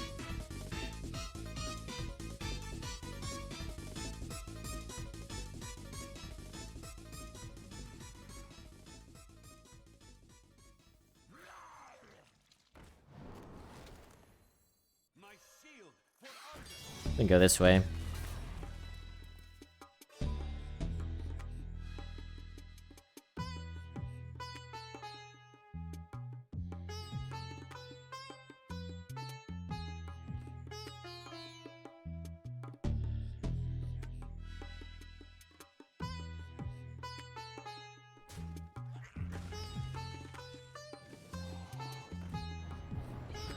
Okay, good AoE, but at least they had to kill their own minion as well.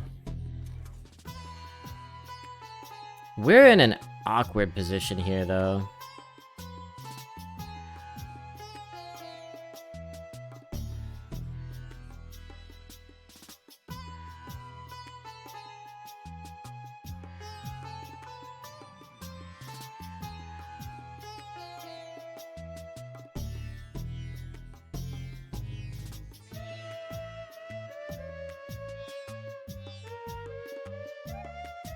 Oh man. Oh man. 5, 6, 7, 8.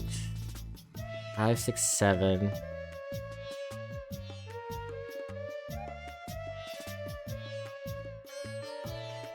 I've thought through multiple different lines that are all insane.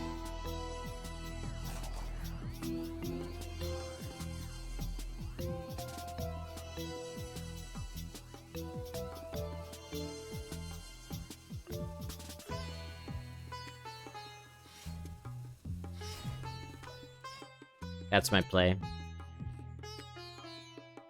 God help me, that's my play. I'm trying to get an active Lion's Guard, and I'm also trying to kill the 6/6 in one fell swoop, rather than over multiple turns. Could have cleared. Only way you can clear is with Skeletal Sidekick and Dark Transformation. Felt like I didn't want to use all those resources. I would have used Weapon and Hero Power if I had the mana for it. That would have been my go-to play. Oh.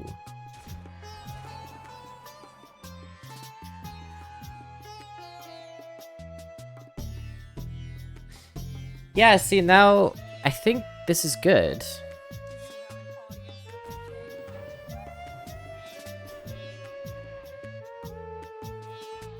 And we still kill the 6/6. In large part because we don't want to give them extra tempo if they do pull a Death Rattle.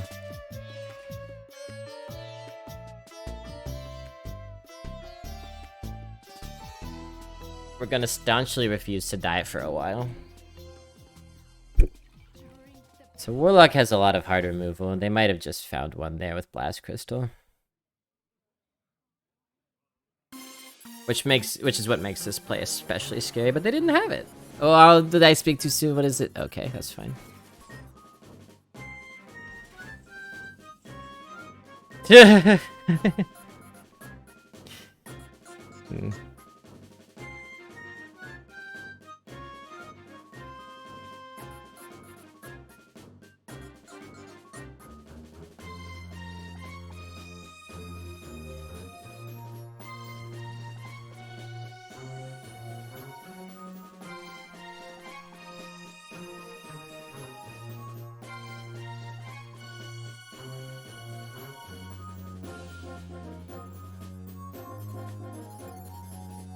Believe me when I say I'm desperately trying to big brain this one.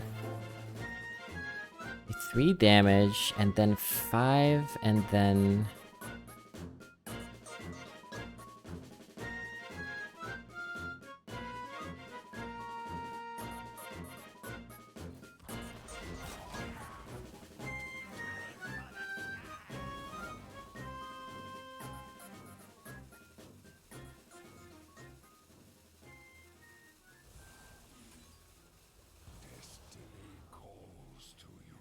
This is very different than what I originally thought I was gonna do.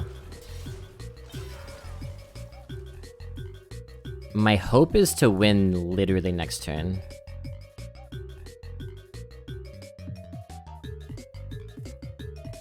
But there's a lot of things that can go wrong. I just think if we give them more time, I don't know. We have 3 weapons in hand, we gotta start sending them face.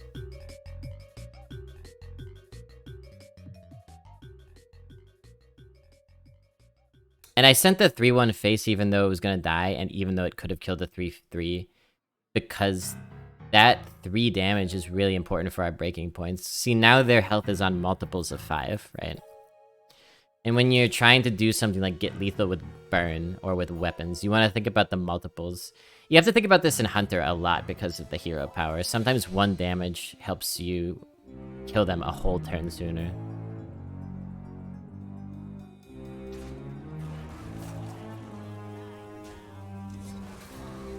See, they did have a pull. Oh, shit. Well, we're not... Oh, good. That's very good.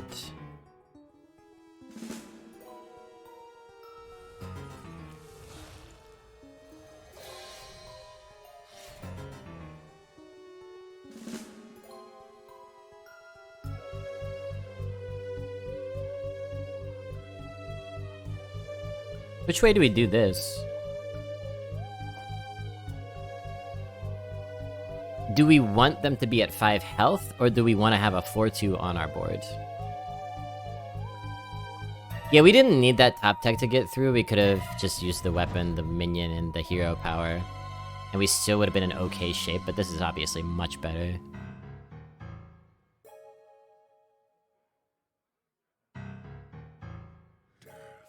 We were just talking about the multiples. We do have the hero power to provide the extra damage, otherwise I wouldn't even consider the line. Put them at 5. Okay, I'm down. I'm down. I'm not really worried about our health. We gain so much with these weapons.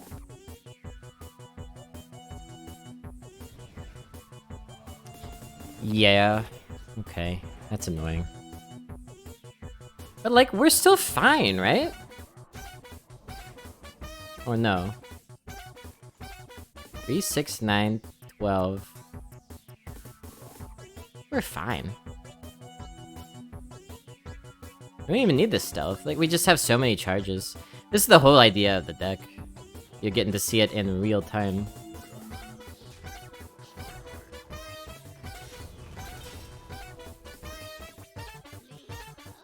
Here's a question, do we even equip this.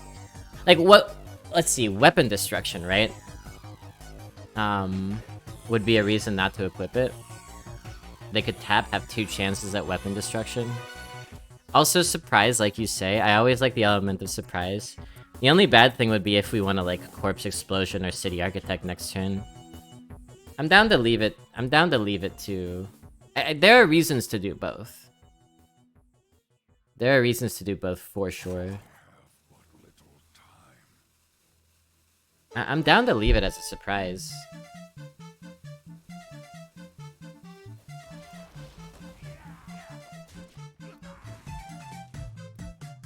You know, when there's possible counters to both lines, you just have to sort of intuitively figure out what you think is more likely to happen. In this case, I really don't know. You would have equipped... What weapon destruction is in... Acidic Swamp Ooze? Like, is that even... That's around, right? Or no? You fucking ass wipe. The Viper, yeah, the Viper. You ass wipe. Yeah. Luckily it worked out with this discount. Otherwise we might have been regretting...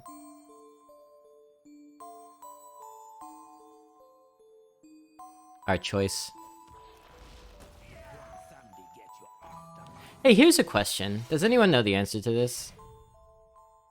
If I didn't attack with this, would it die at the end of turn and leave a 1-1 behind? I assume that both 1-1s don't die, right?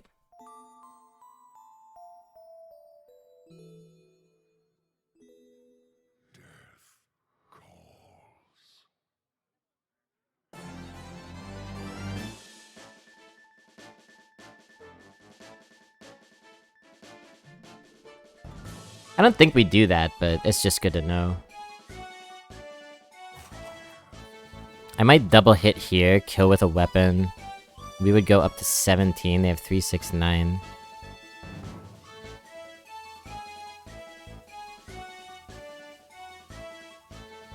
Yeah, I'm gonna leave the stealth minion for the kill, as you say. If I have time. Jeez. It's just a great game too, man!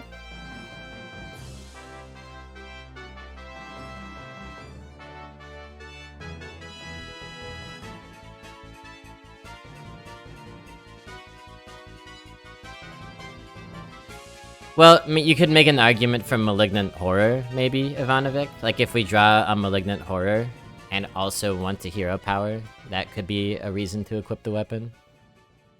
Hey, taunts this boy have? Better not be any more.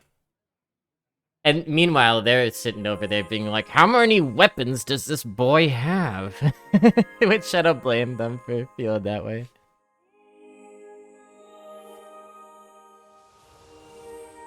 Yeah, they're tapping. That's a great sign. Unless... Yeah, they're digging. They don't have it. They don't have it. Oh, man, chat.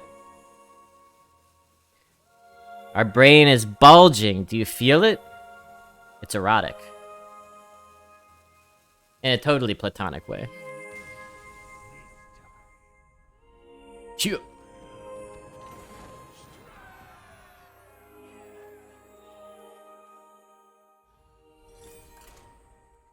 I don't know if I've been 7-0 all meta.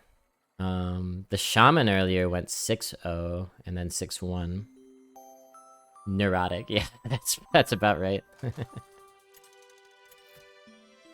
I think for me, Robopop, in my life, I make it a point to be evitable.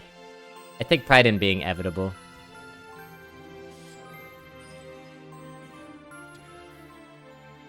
I don't want people to have to inevit me.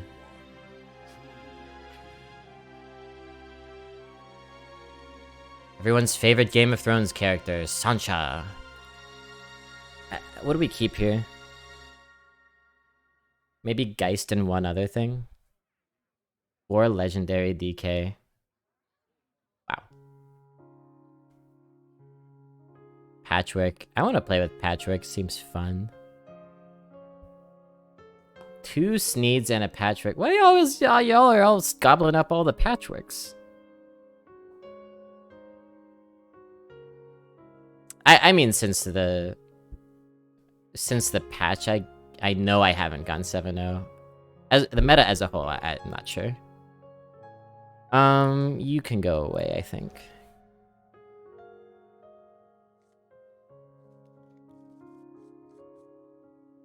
I may have had some early Death Knights that were 7-0, like a month ago.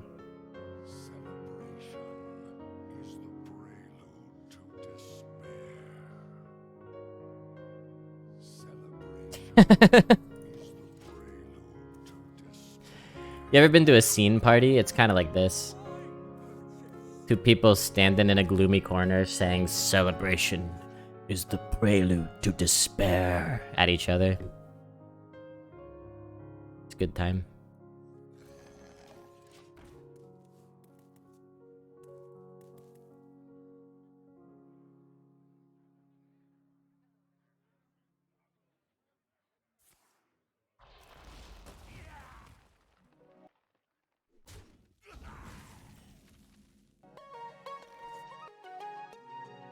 What can you do about it?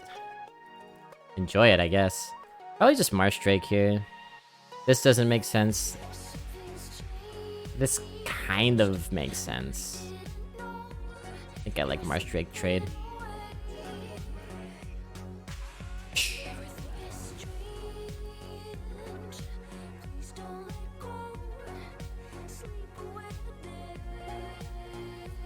Hey, Rossum. What's good in your neighborhood?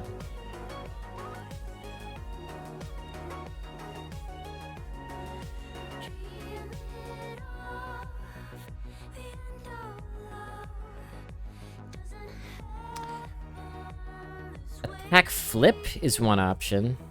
Make the breaking points somewhat awkward. Could just chain gang here.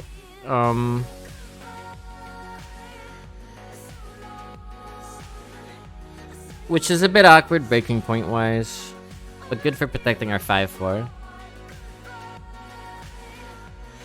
Just got back from skiing with your kids? I bet you feel great.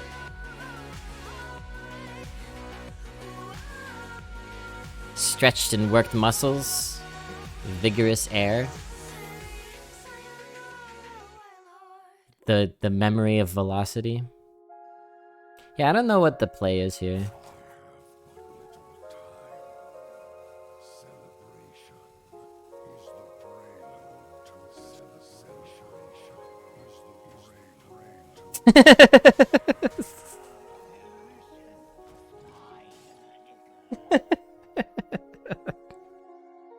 I feel like the taunts could be more useful later, so we'll do this.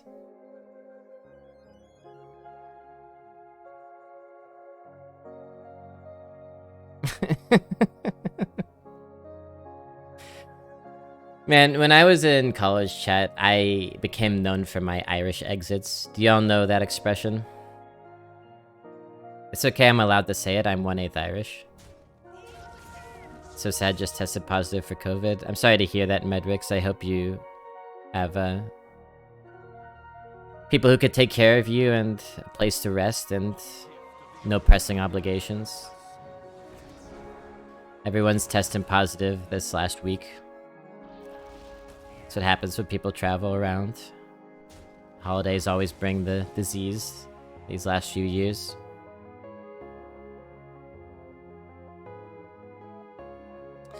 I'm glad to be here to keep you company in the meantime.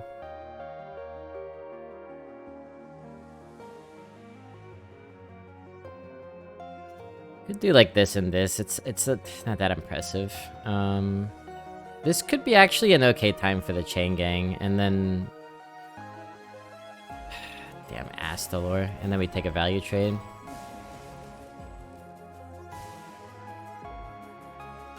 Everything smells like mint and evergreen. Well, there are worse smells to be omnipresent, I suppose, unless you hate mint. I'm like super addicted to soda, and when I was getting over COVID, I remember there was one day I tried to drink a Coke and it was nasty to me, and I was like, oh no, my love. my love. So Irish exit is an expression that essentially means you leave without saying goodbye. Like if you're at a party or a social gathering, and then rather than being like, okay, I'm heading out, everyone, see ya, see you later, you just kind of leave. And I became kind of known for that in college, which I enjoyed. For me, it was almost like a game, like picking my moment to bounce. But what I learned after some time is that it really did piss some people off. But quite frankly, I'm like a pretty socially anxious person. The whole like making the rounds of saying goodbye and having people be like, "Oh, you're leaving? No, no, no, you're leaving? Oh, like I'm gonna see you all tomorrow or whatever." I just want to go home.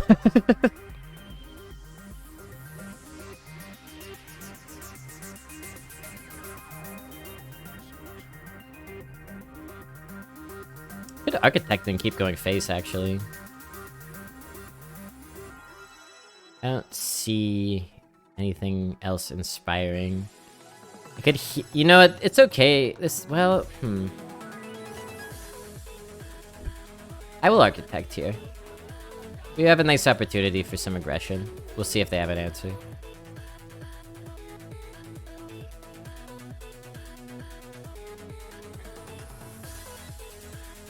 Most people Irish exit life, so maybe I was just getting everyone used to that.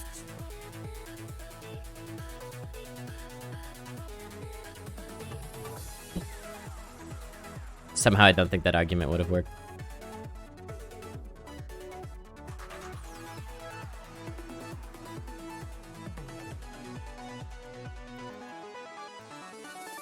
Something tells me.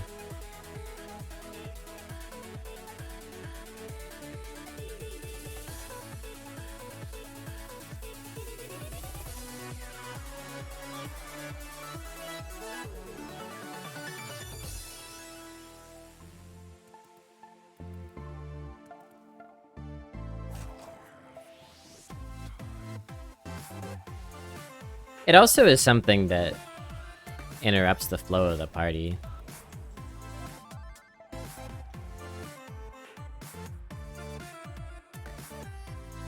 Oh, that is undead. Oh.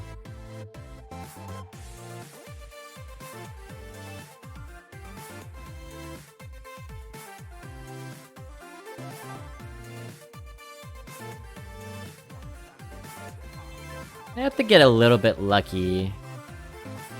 Now let's take a moment to think about the advice that we got from Ivanovic earlier about dealing with this card.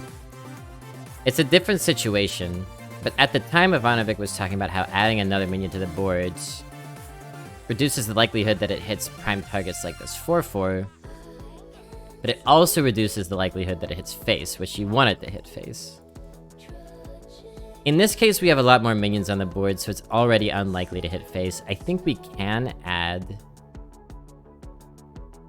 like a corporal, maybe? Because that doesn't die to the 4 damage. And then fling. Nice. And oh, it went face anyway. I think we'll put more face damage in. It's worked out pretty well so far.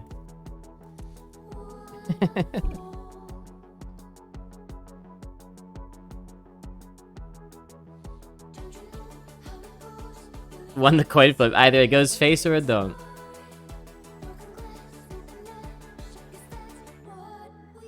That was an argument that Christian people tried to use to make other people Christian when I was a kid.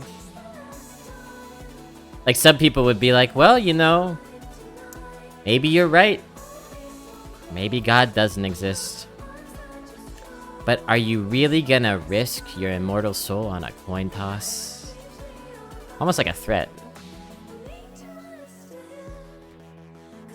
I guess youth group pastors are basically just Anton Chigurh from No Country for Old Men. That's right, Pascal's Wager, yeah.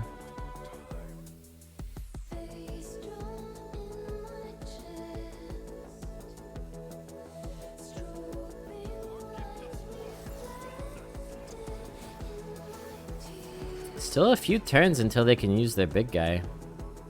They're trying desperately to stay healthy.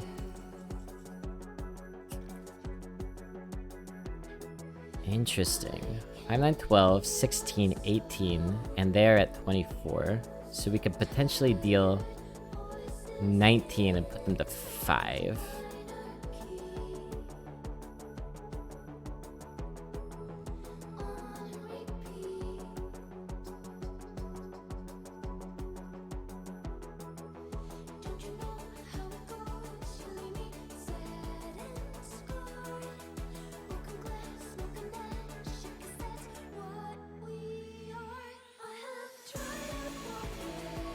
I think I send it all. Like, we have 3 of these damn weapons in our hands. In our deck, I mean. I'm just gonna make board space. Put this out. Send the rest of it to the dome. As I said last turn, it's worked out pretty well so far. We have this to batter through taunts. Like, they can go bonk bonk and then kill one thing, but what good does that do them? Hopefully none.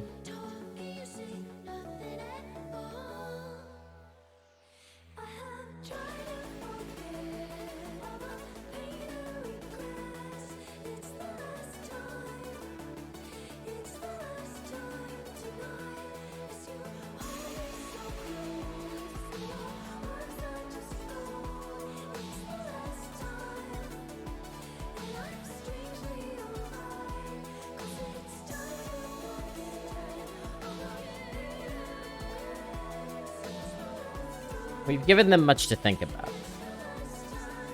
I like this because even if they clear everything, we could draw the Ashbringer and win. Of course, pending taunt or heal. We know what we know they're at least 1 green. And I guess that's all we know.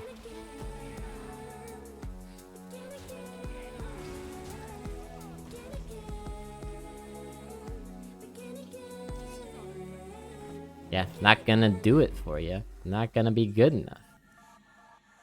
Let's see how we drew that anyway. That's fun. That's fun. We'll use our Swifty. In honor of my least favorite musician. Yeah! Eat no, baby.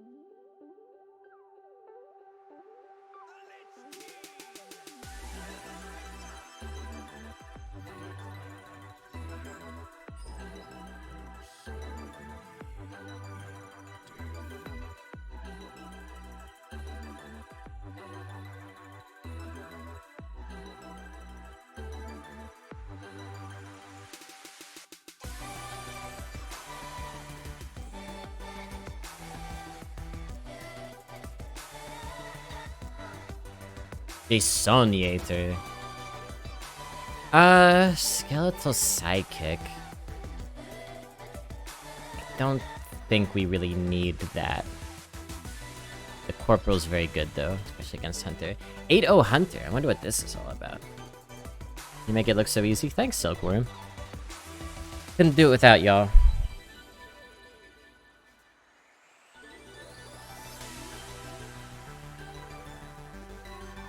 City Architect did slow them down a lot. I think it was a really great choice to play that on curve the way that we did. Actually, this card was the main good reason to keep that one drop that we threw away, but we wouldn't have had this card if we didn't throw it away, so... Yeah, happy to just hero power that. I think this is like a control hunter? What's the game?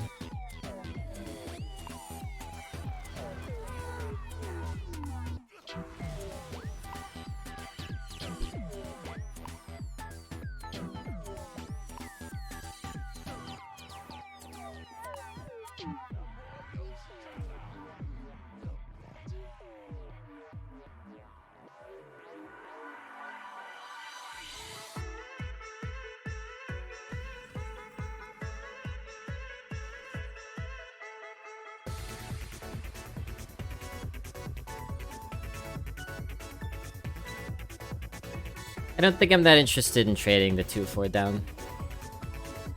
They'll play something soon that we'll want to hit. We have Valkyrie for next turn. We have Embalmer. Possibly Transformation. Rat King! Uh-oh.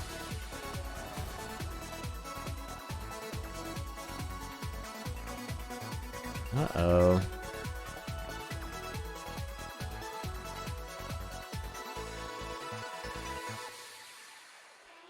So in that case...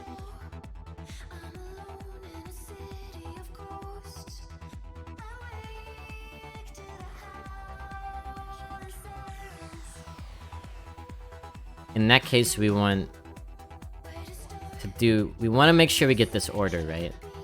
Reborn on here. Fairy Dragon. Kill this first. And then kill this. So that they get one less tick on their Dormant Rat King. Rat King is very scary, and I understand why they've done so well. I'm envious, man. I want to play Hunter so badly, but it is miserable playing Hunter right now. I miss my Hunter. It's my favorite class.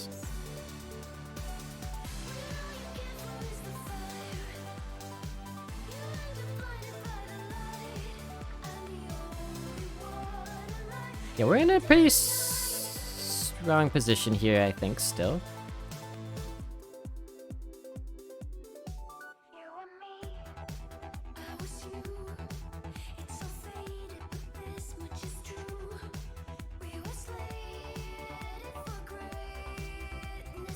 Both played against 2 hunters with the Quel'Thas weapon. Back to back.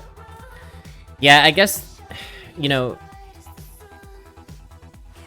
It's so hard to get weapons in hunter drafts, but to make any of the hunter synergies in this expansion work, you need weapons. Which is why hunter sucks right now. And it's also why hunters with weapons are so good. Especially that Quel'Thas weapon, because it's pretty strong.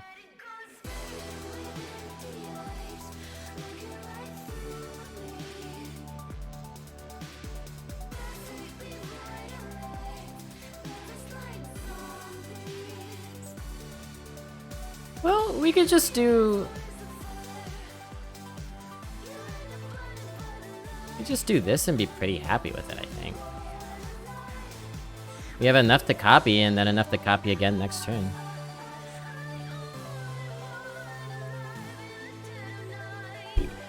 Good timing for the horror to show up. We haven't gotten one in a while.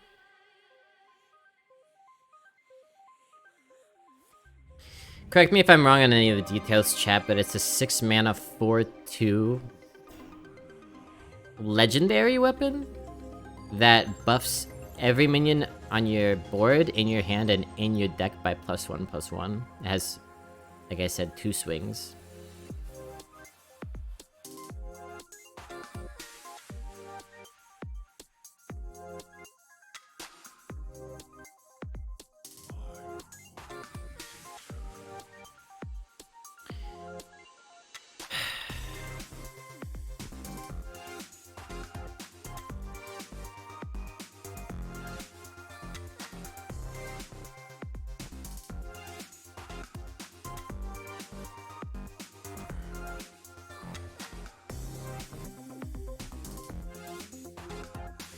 Alright, here's the play. I think I figured it out.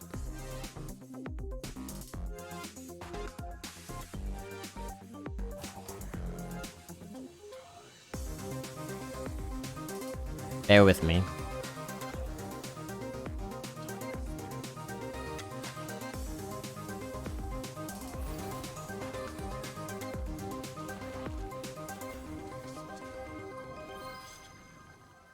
I think that's the play.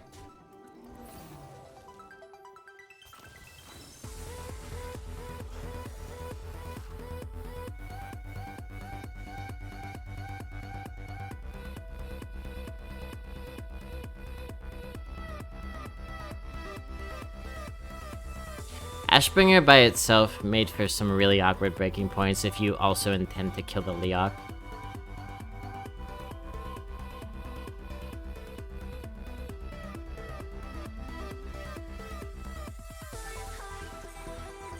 I do feel in the zone today.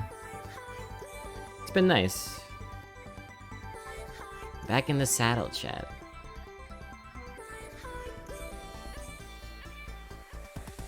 I could put my paint back up. This is my painting from earlier today. Here it is if you didn't see it.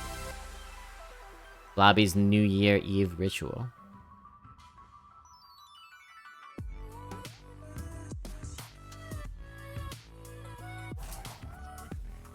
As requested by the lovely Angry Bee.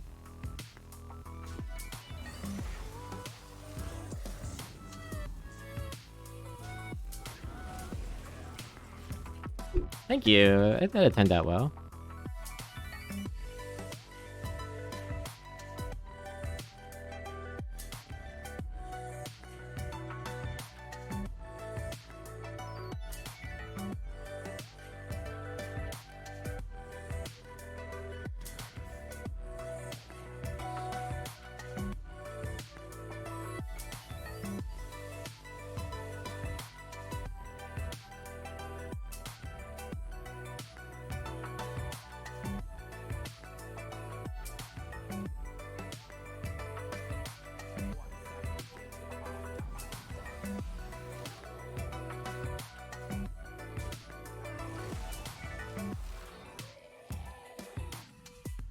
And that'll go into the 5-3.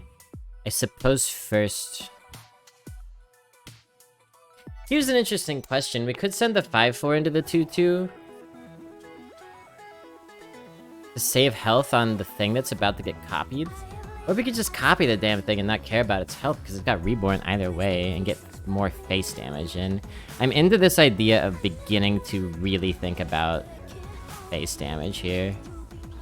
Missed one, missed one, missed one, missed one. God damn it.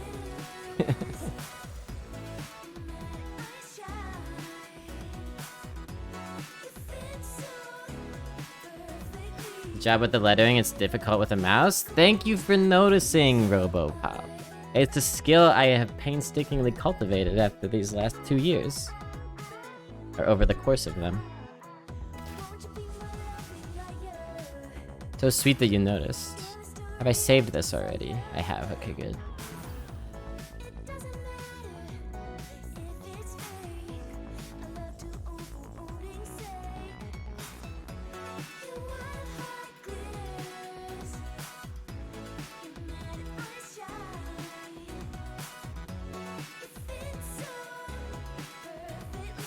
Yeah, the Rat King's not gonna be enough for them to do us in here. I like where we're at. Is it time to equip this and begin going face with it? No, no. The masquerade. Here's what we do. Up that. Trade this in. Because we need one more corpse. Play Lion's Guard because we're not going to be below 15 health for a while.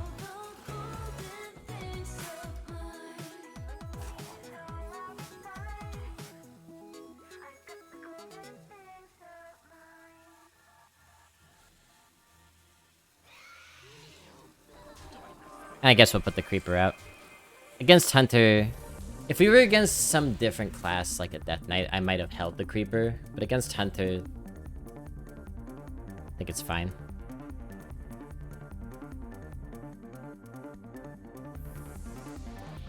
Malignant might be stronger than Rat King. Yeah, Rat King, all told, is a little bit slow, huh?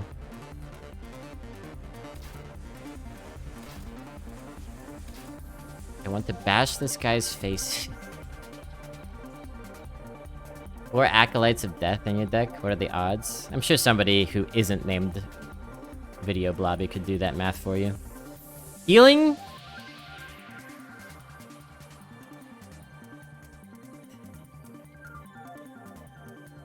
So we win if it's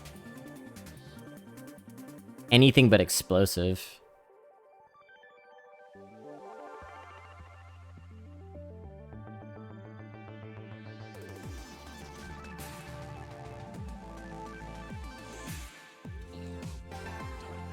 Okay.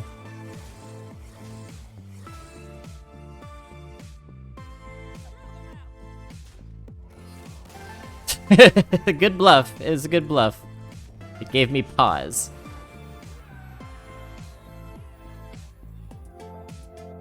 We're going to the moon, chat. The blood runes are cracking for us.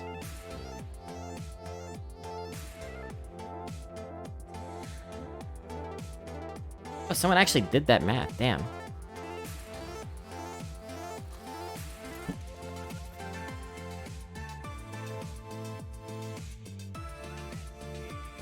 Someone needs to gift Robopop a sub so he can do this one. This emote. Going to a blood moon. Werewolves, not swearwolves.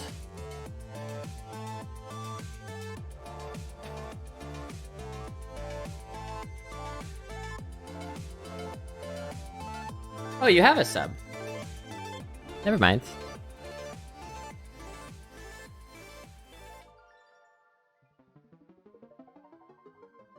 It's one of the newer batch. It's Kubrick filming your trip to the moon. Here's what my thought process is. Against just about any other class, I throw Corpse Explosion. Against Hunter, I still do think I have to throw it and rely on getting an early minion to make this Geist good in the early game. I think that's our play.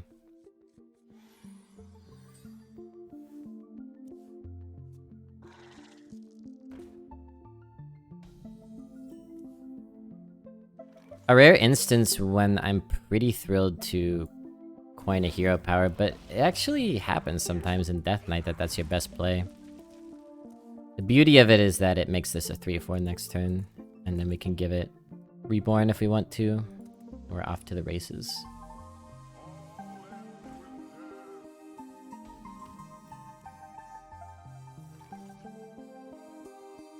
Never mind, it's all falling apart. Tragedy strikes. How can we possibly go on? Geist on Mulligan? I tend to keep it if I have any decent early game, because even if I have to play it on turn 3, it's solid.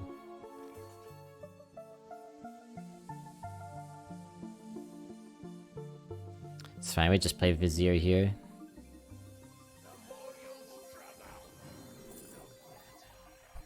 Haha. Ooh. Ha.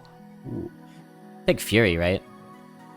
I have PTSD from last time I played Sunwell. Real fans will remember from a couple of hours ago. It's hard to beat Frostworm's Fury, and it's especially good at 5 mana, and especially good against Hunter. I don't think we need Sunwell, I don't think we need the value, I think we need the tempo.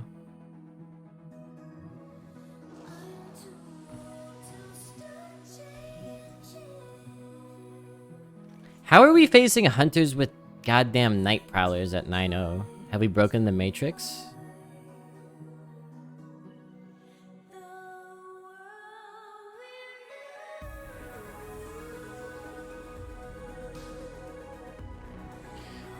So my main points of concern are, I suppose, freezing and Venom Strike Trap.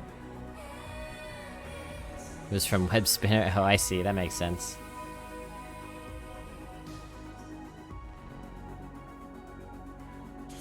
I would agree that this is probably usually better than UI. So hard to get to 10 mana and use one card that turn. Let's test. It's gotta be Venom Strike, right? We could make a 4/5 and proc it, but why proc it?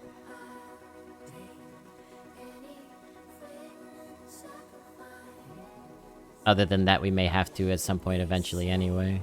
Let's do this.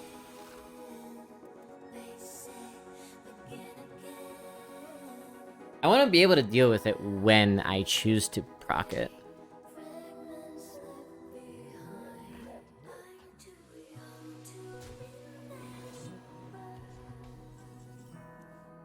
It's like rolling a natural 20. It's even harder. 3.7%? You're so lucky.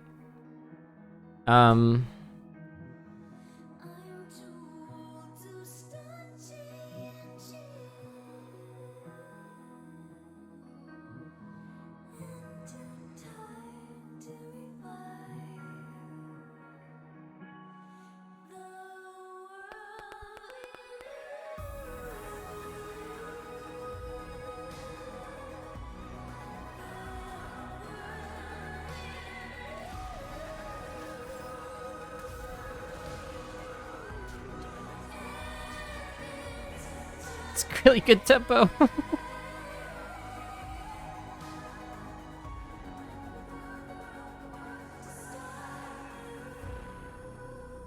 Okay. Kind of weak, to be honest.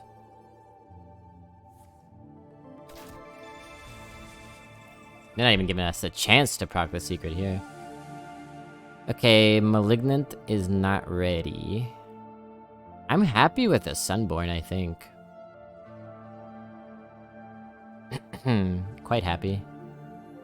Sunborn's been pretty solid this run.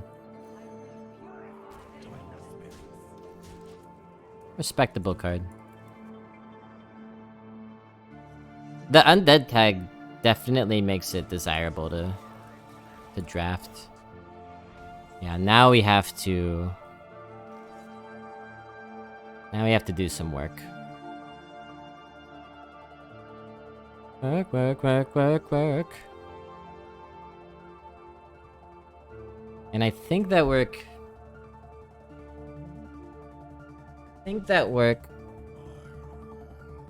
gonna involve Cookie here.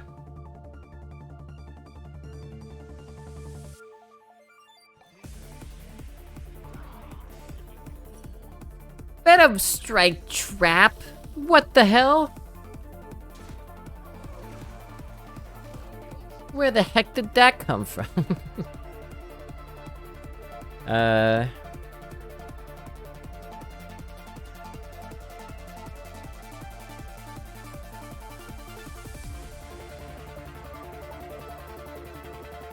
It's a lot of armor, man. Stormwind Guard is definitely a better card than it. It's not like a great 5-drop, but it's still respectable, I'd say.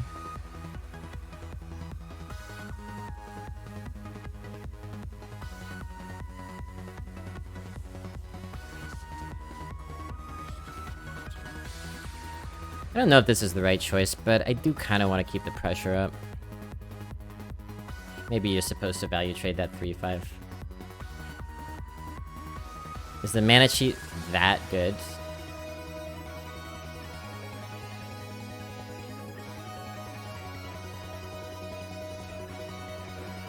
That's a fun play.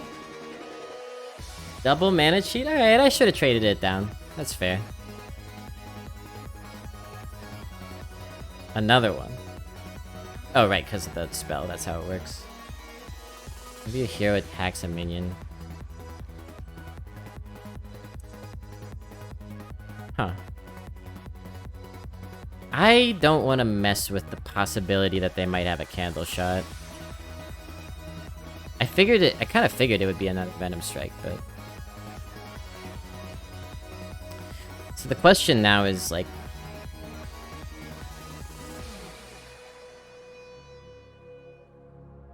Yeah, I'll kill it. I'll kill it.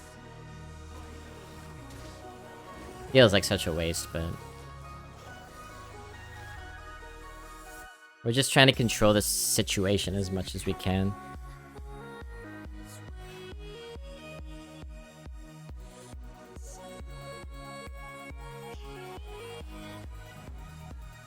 They're getting some whiffs out of their web spinners. Oh, look at that.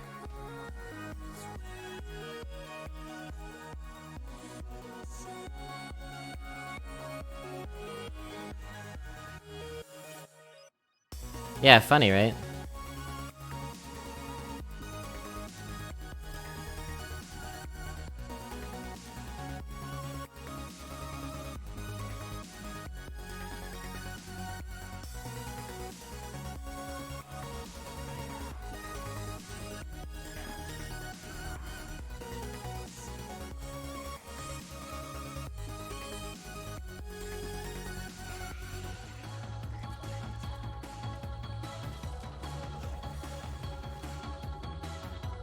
Those big rats are gonna be good tempo, but we're fairly ahead on the board here.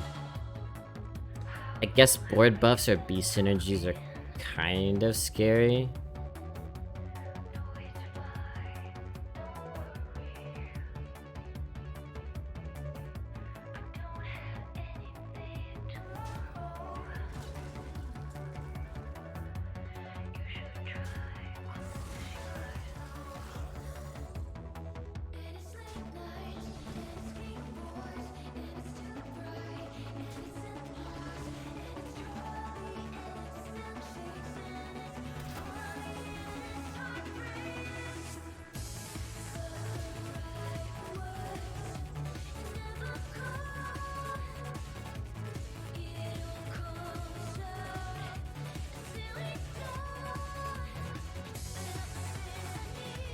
So they're currently sitting at 2 above lethal.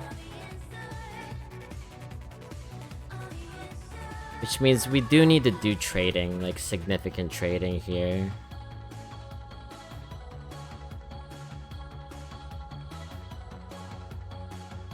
Oh yeah, Medrix? Maybe I should try some Hunter, damn. Maybe the world's convincing me.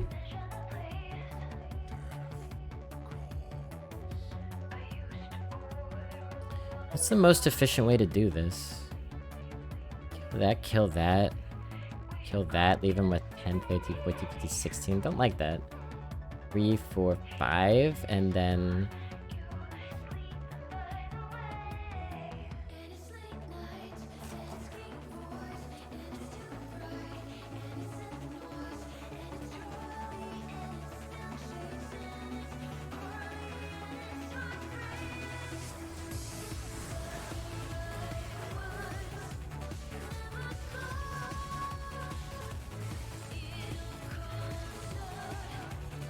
It's the best I got.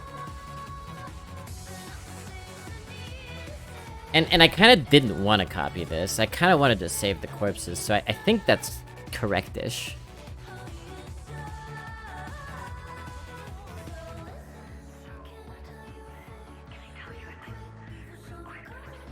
That sounds great. Wow. The more they trade, the happier I am. Now this one is this drafted, or did it just go to their hand because of Devouring Swarm? See, this is fantastic for us. Now I feel great about this game. Wow. Everything's coming up Blobhouse. Unfortunately, I can't play this active, but... Wait, did we just win? 2, 4, 6, 7, 12, 13. No, we're not even close.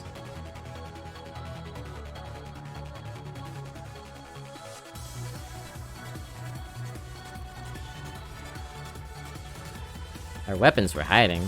Glad they're here now.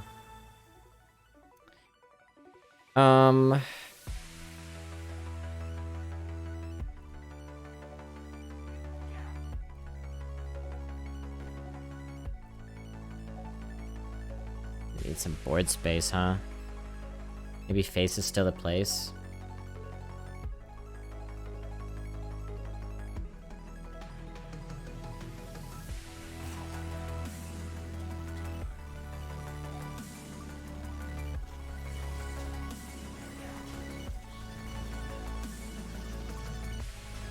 I'm gonna trade a bunch. Not everything, but I don't really see a downside in limiting their options here. I don't think it's that important anymore to get the Lion's Guard active now that we have Lifesteal. Rat King, there it is! I guess you have to be running Rat King to do well as Hunter.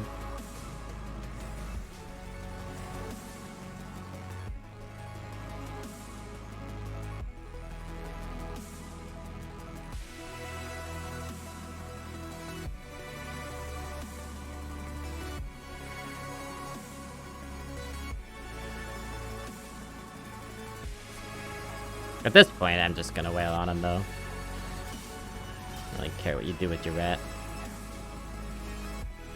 Multiples of 5! Multiples of 5!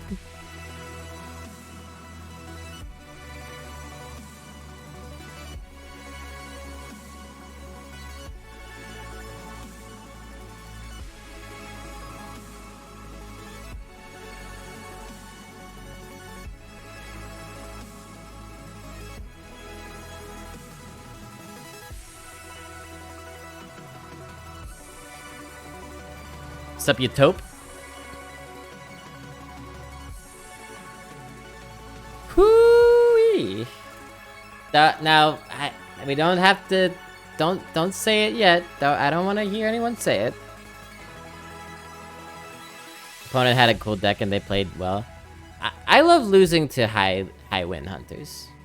I also love beating, though.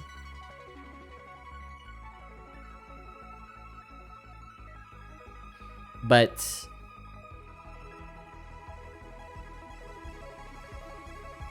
when Hunter's in the doldrums, it warms the cockles whenever I see them doing well. Don't say what you just say that for. What are you seeing? Only you can know what you're seeing, Utoponomicon. Only you and Jeff Bezos, because he's looking at your ocular implant data. But NYE stands for New Year's Eve, if that's what you're wondering.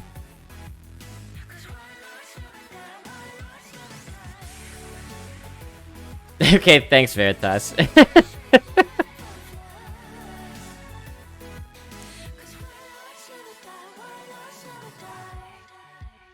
Chat, what state do you think it is?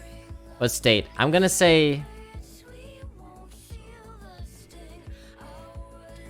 I'm gonna say North Dakota.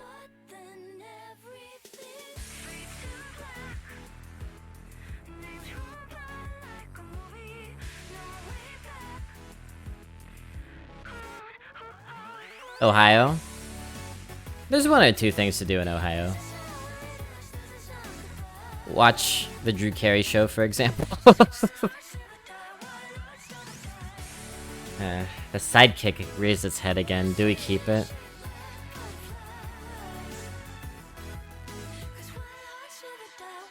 Good for Bone Flinger. Good for Bone Digger. Good for Dark Transformation. Okay, let's keep it. Cleveland rocks. The Bengals are good, right? Lethargic?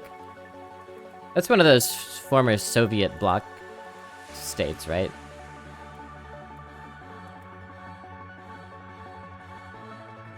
I don't think I'm seeing the utility of playing it here. Not a great hand. Like, I could still draw one of those 3 cards. That's a 3 in 26 chance, though.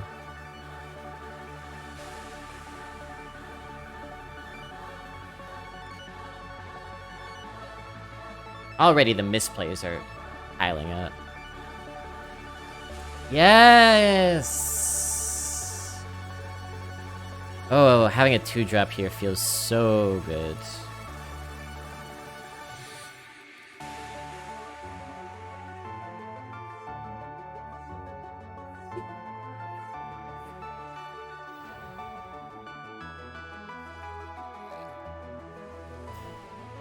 This was one of the better tasting energy beverages I've had. Angry got it for me. It's Monster Juice Aussie Lemonade.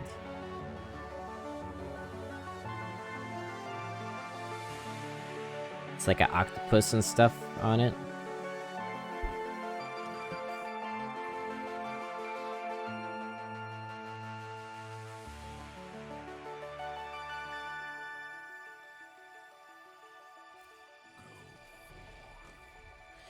So it'll be a while before we can strive to get through this creeper, but it's fine because they can't act that much on our board. River Croc's still giving out the dopamine hits. I tell you, nothing better than hitting the curve. Can't believe they printed another Rager card. This one's actually kind of decent in our deck, although it's usually ultra trash.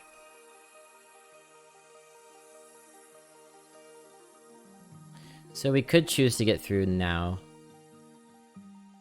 Instead, I will choose not to. I think Chain Gang goes over here for Valkyr purposes. Or perhaps here?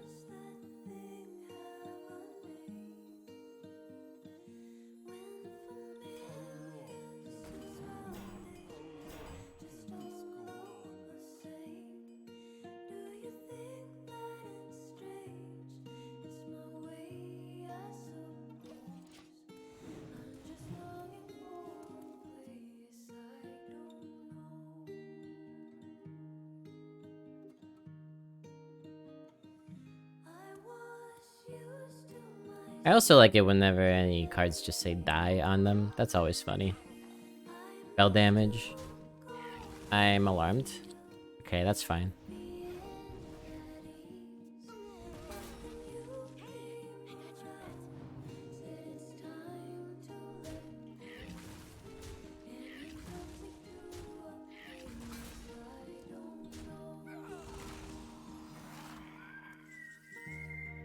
I see.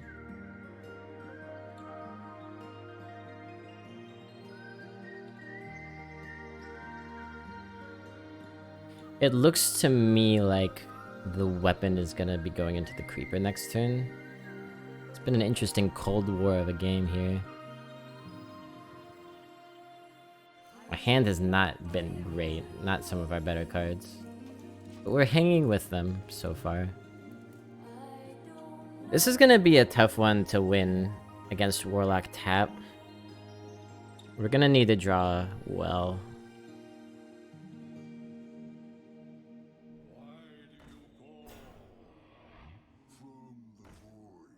They're not playing stellar cards either, though.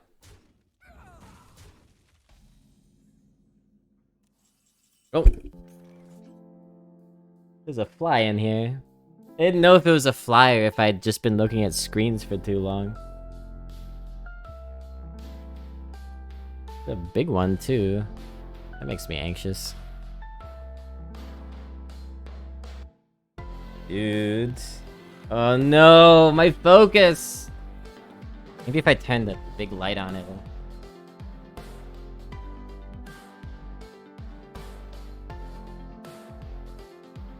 I don't like bugs.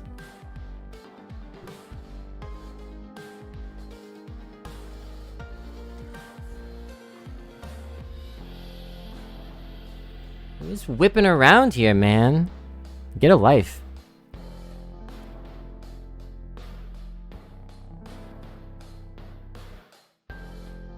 Get a life. I think this is actually better.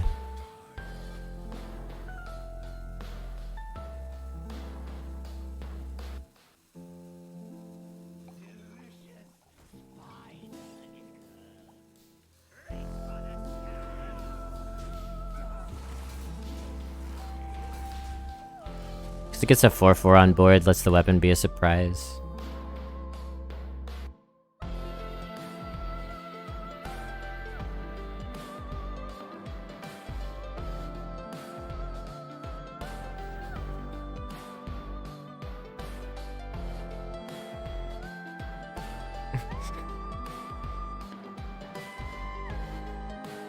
It's really gonna affect my focus. I'm telling you. It's like dive bombing and everything. 3 Astalors in 4 games. I've been blessed to only face 1 this run so far that I remember.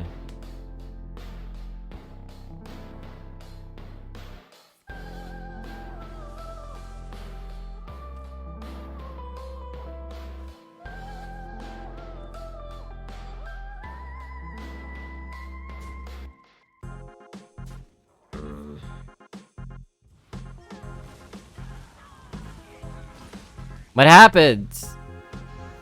Oh, Defile? Okay.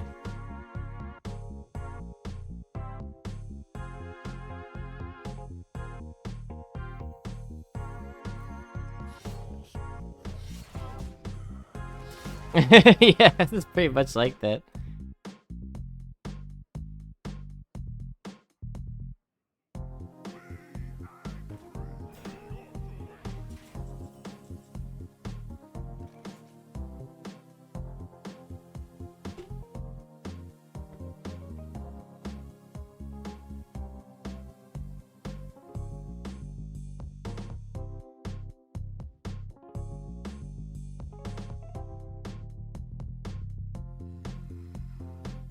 Five, 6, 7, 8. Not quite enough.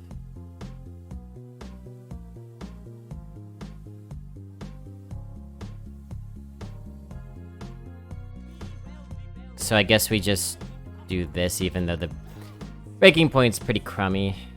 Let's sit.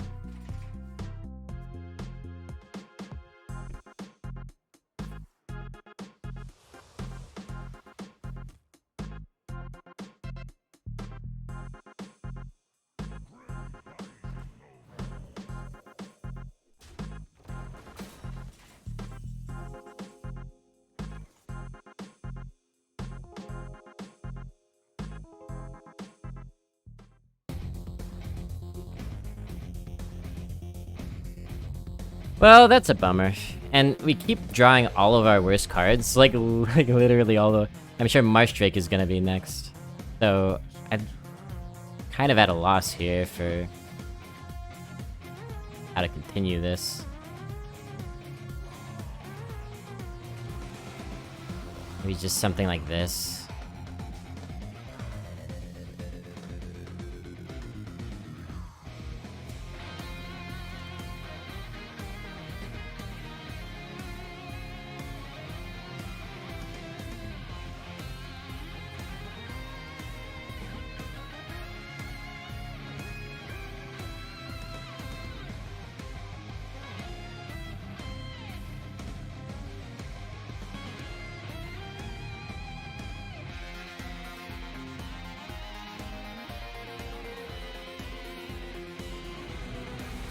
Holy crap!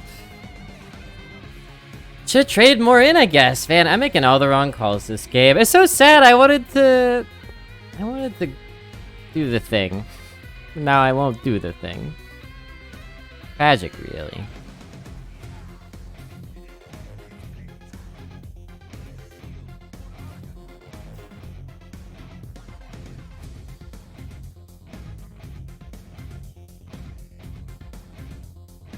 Everything sucks here. I guess we knock the shield off. Weirdly, it's almost like the 5-1 is a Divine Shield as well.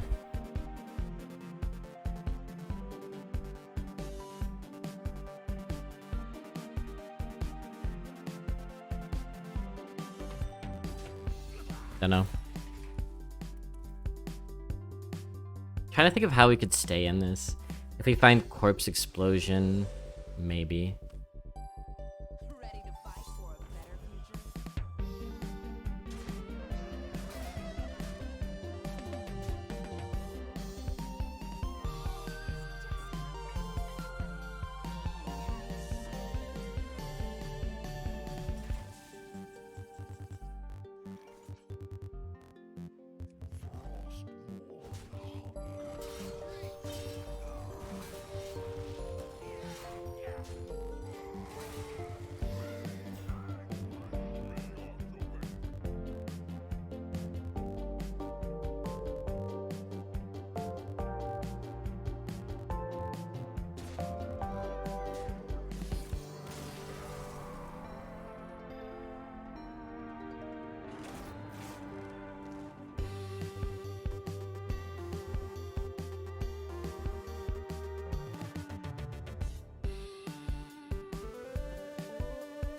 So close, yeah.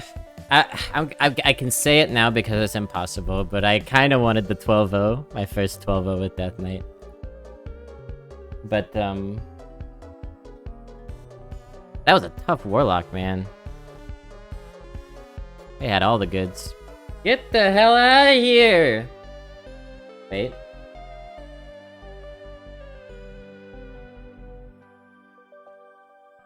I missed.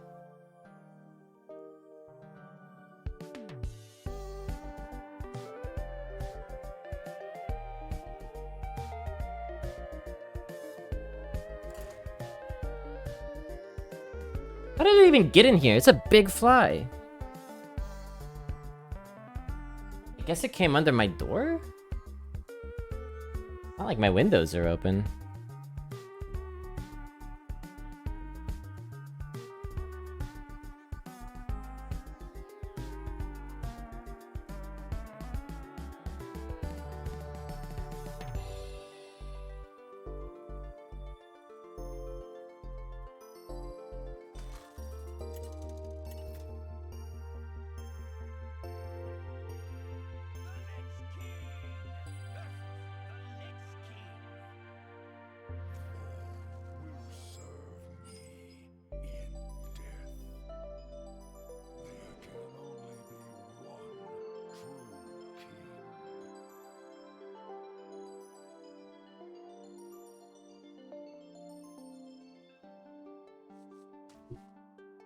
Alright, so now, I mean, the pressure's off a little bit. We can just try to focus on getting 12. Going that into that all looks pretty good to me.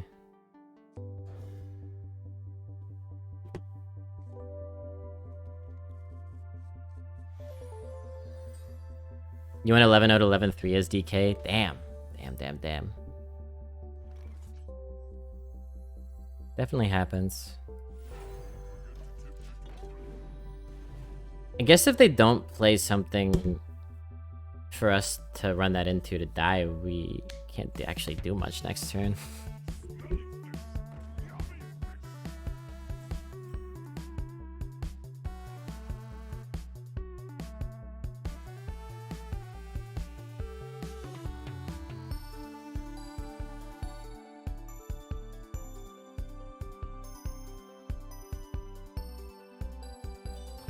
It's fine, the hero power works well enough here anyway.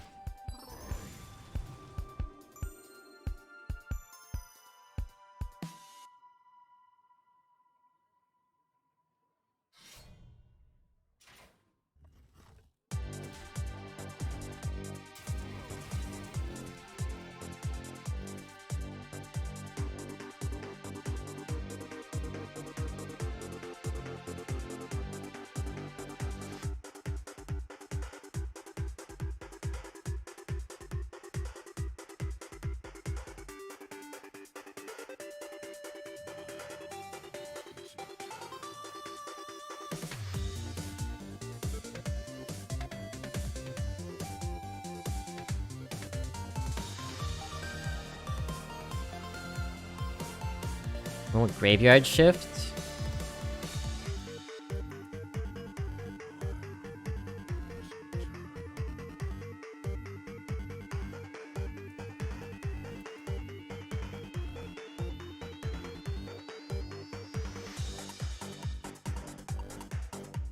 Graveyard shift is fine.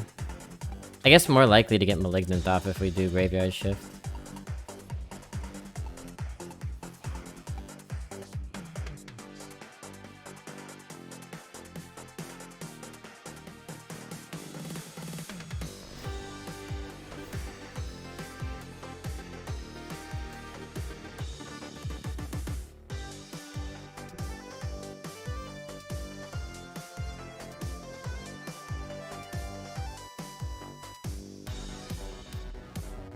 Interesting. Maybe we actually want like a Dark Transformation this turn. Looks okay. We don't need the Malignant yet, even though we could. Yeah, I think I like Dark Transformation.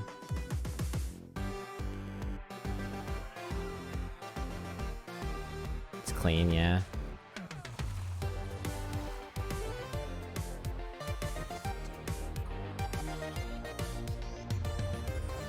You could even do this instead of hero power. Might be better. Better tempo.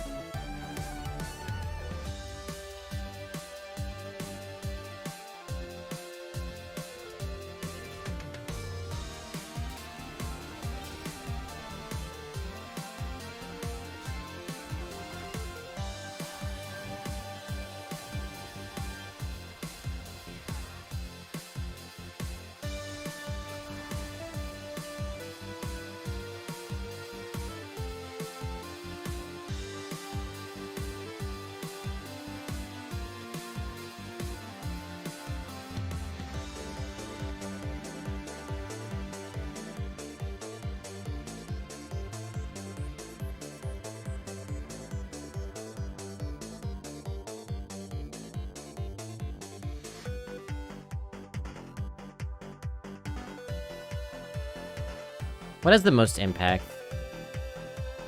Could definitely do horror now.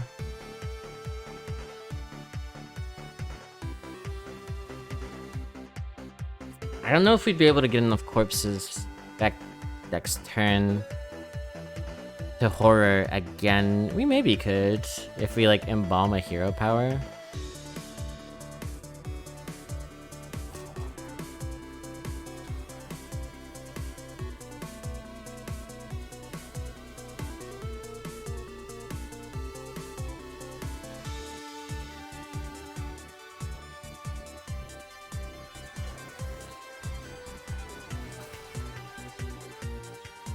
Icy Touch is a little bit overkill, we don't need to do that.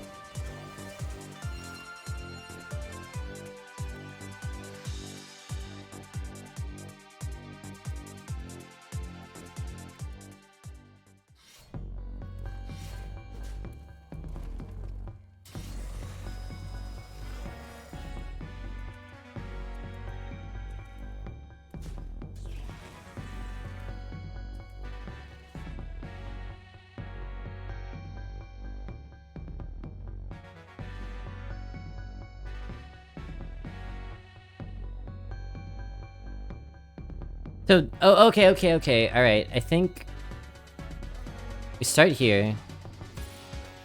Oh, hell yeah. I believe that the way this works is give this Reborn, trade it in, get another one. I think this one is the one that copies. Yeah, because this technically came out later on the board. So that's a beautiful little play.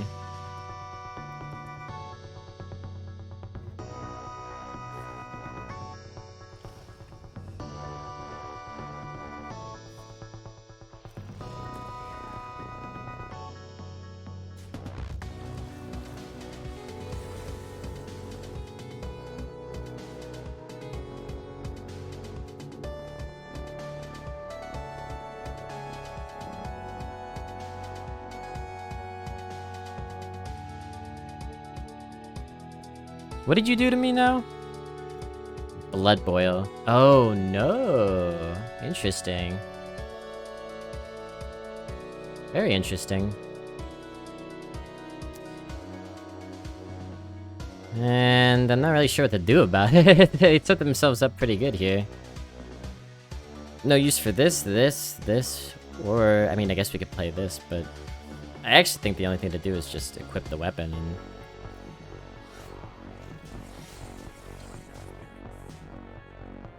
kind of pointlessly run into them. We got a Blood Rune fight.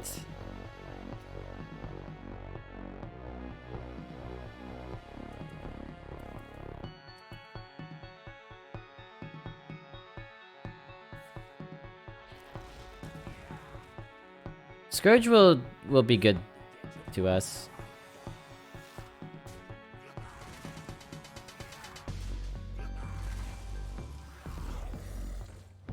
It's a lot of effort for a little bit of return.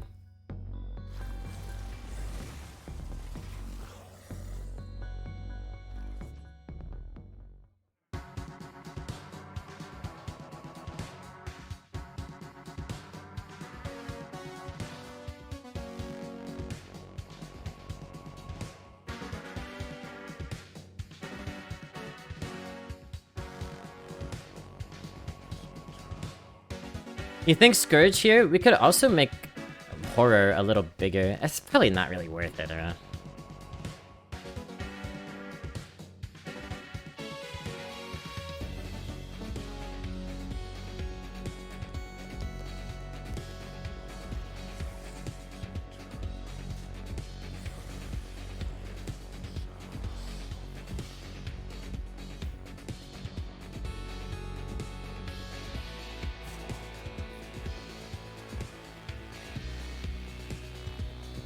Huh.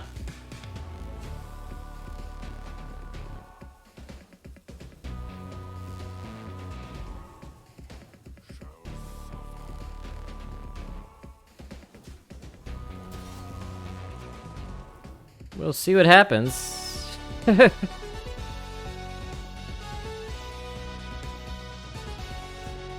Really?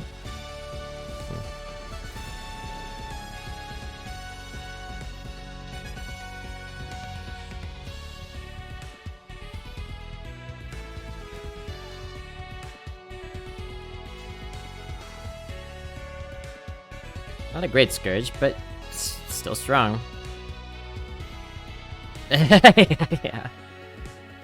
Well, maybe you should queue into me, Grim.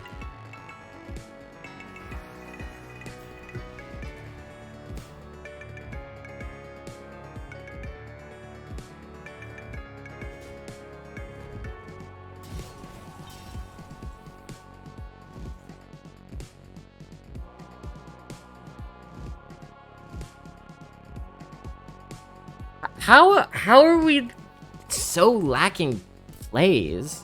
It's been a pain in the ass figuring out stuff to put on the board every turn. We're so reactive. Look at this. Our top...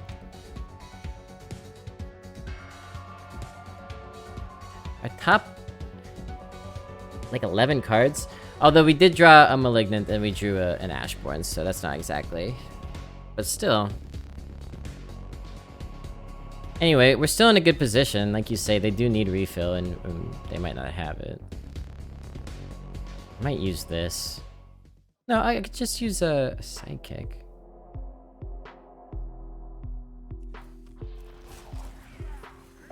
Yeah, we don't need to, like, panic or anything. Slightly annoying. Do I want this? Yeah, whatever.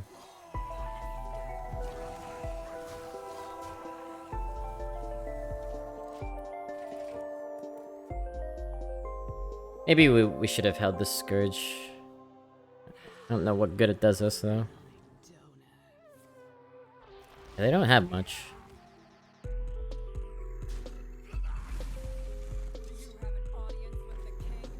Nice.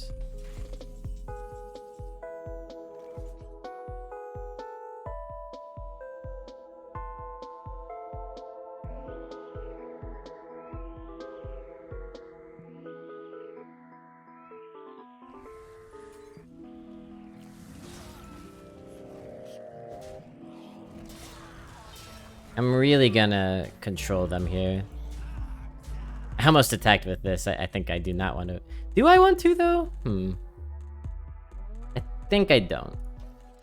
The downside would be, like, exactly Corpse Explosion, right? Lethal? Lethal. To a minion. This card would be ridiculous if it went face.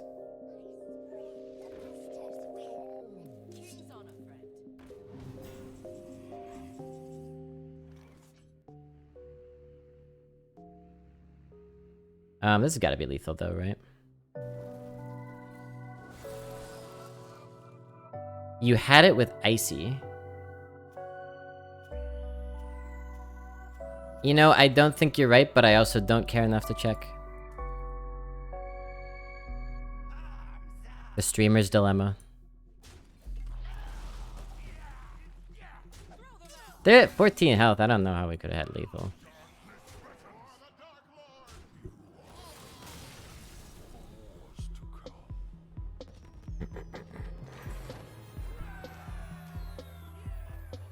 Yeah, weirdly paced game for sure. Weirdly paced game.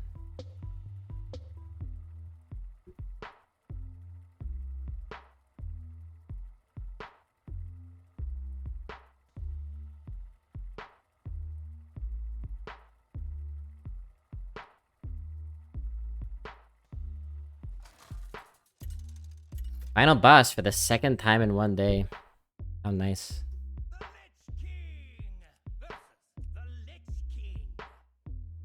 I think we can get there. I believe. 1, 2, 3.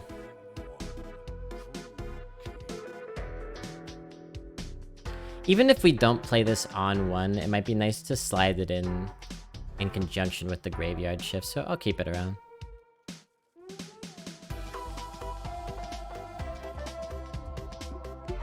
Oh, maybe I can kill this fly. Do we want to play it here? It's actually okay with this hand.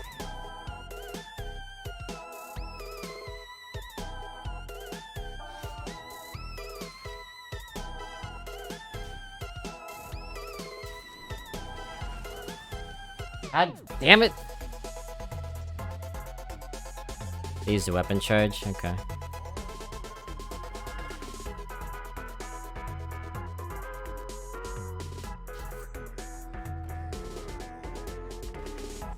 I just don't feel safe in my room. That's good.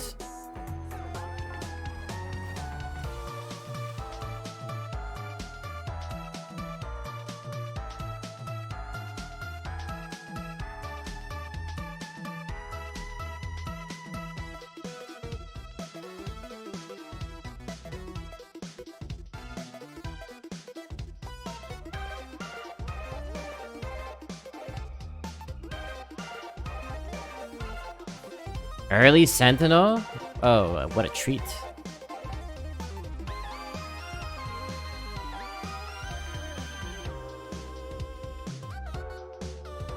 What a treat.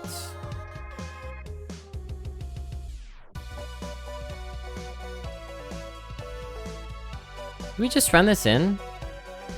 We could flip this and trade that in. What else?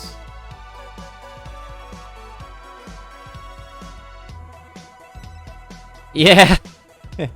Yeah, it's my influence.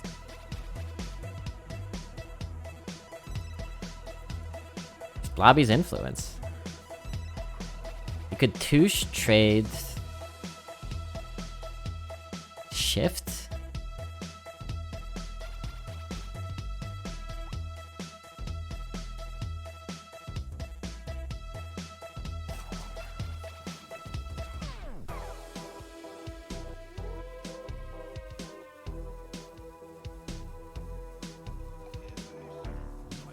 Keep this 5/5 nice and healthy. I think it's pretty strong on the board here.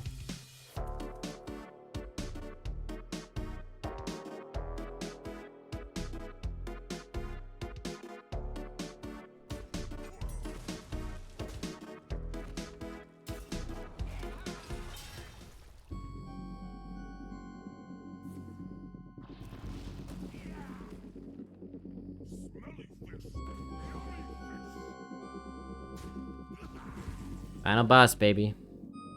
Boss, baby.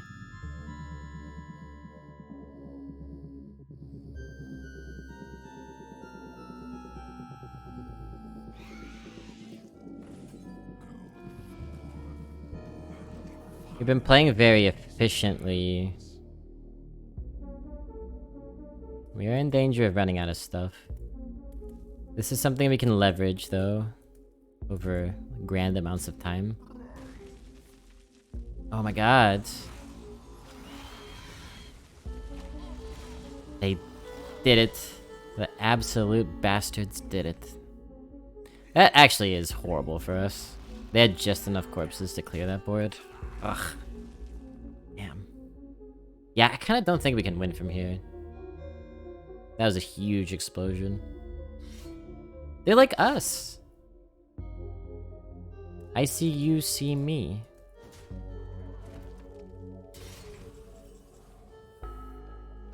Well, this certainly helps, though. Oh, this helps a whole lot. Big game changer there.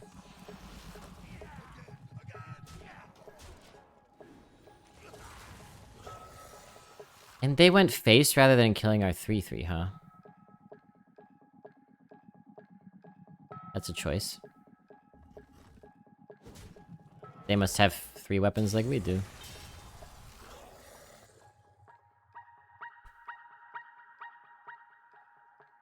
One more death can't hurt.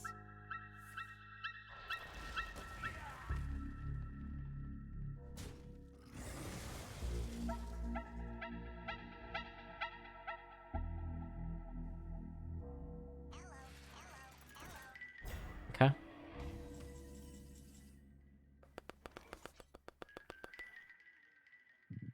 The taunt is a bit annoying, huh?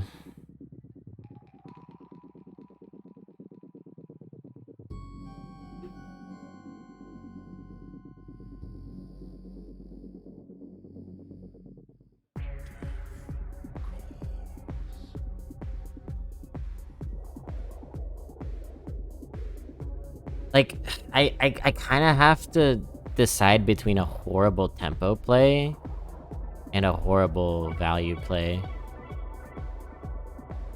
Because we can't use touch and Marsh Drake, right?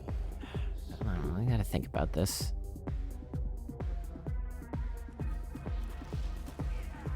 Like, if we want to clear the board, I mean.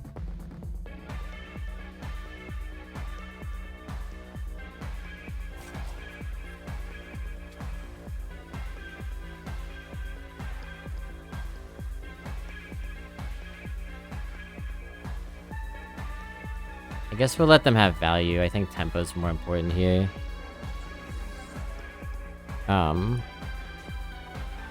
Is this what I wanted to do? No, I probably wanted to freeze that 3-4.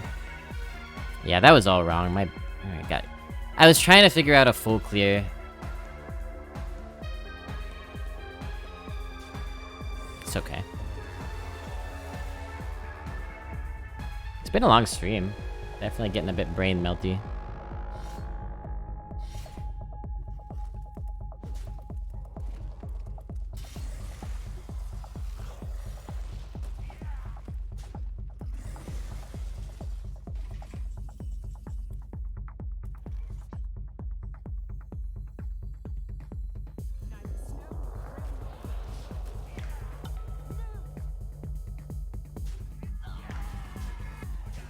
Yeah, they really are just like us. They got a bunch of these weapons here. They're not too worried about their health. But maybe if we start drawing our weapons, we can pressure them.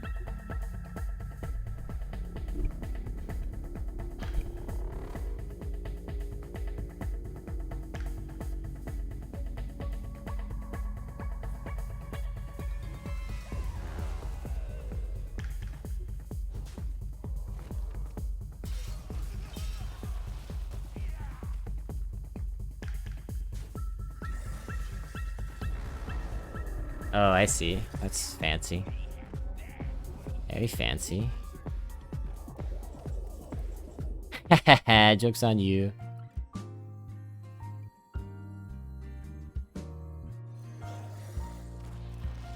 Pretty funny joke, too.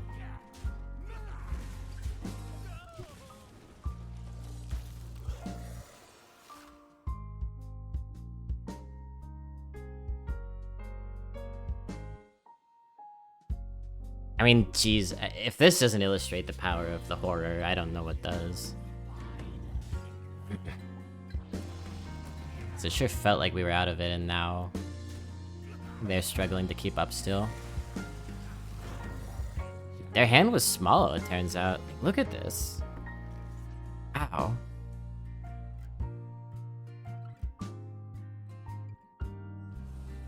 I'll do this for tempo, I think.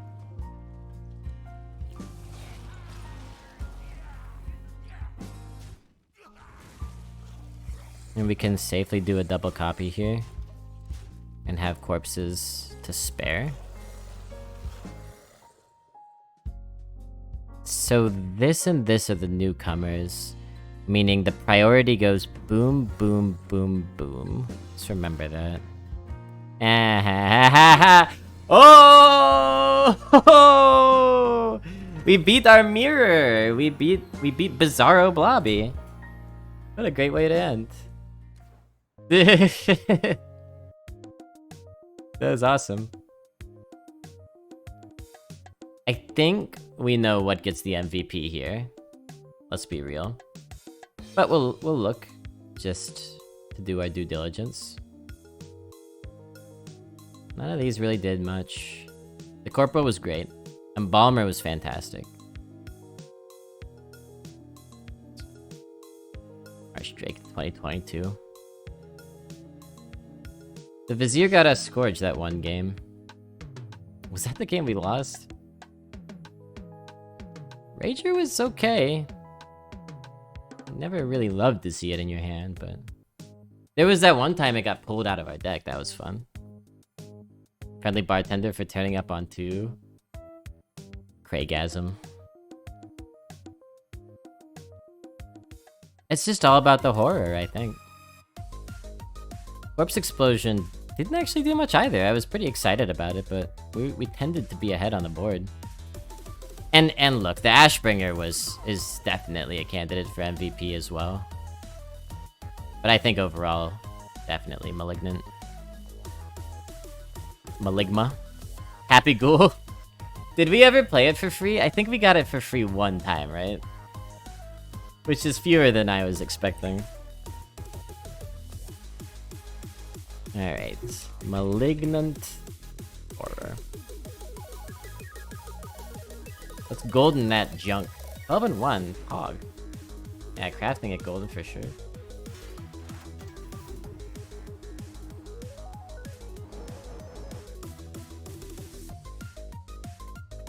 Reward me. That's a nice piece of gold. Silver and gold. Silver and gold.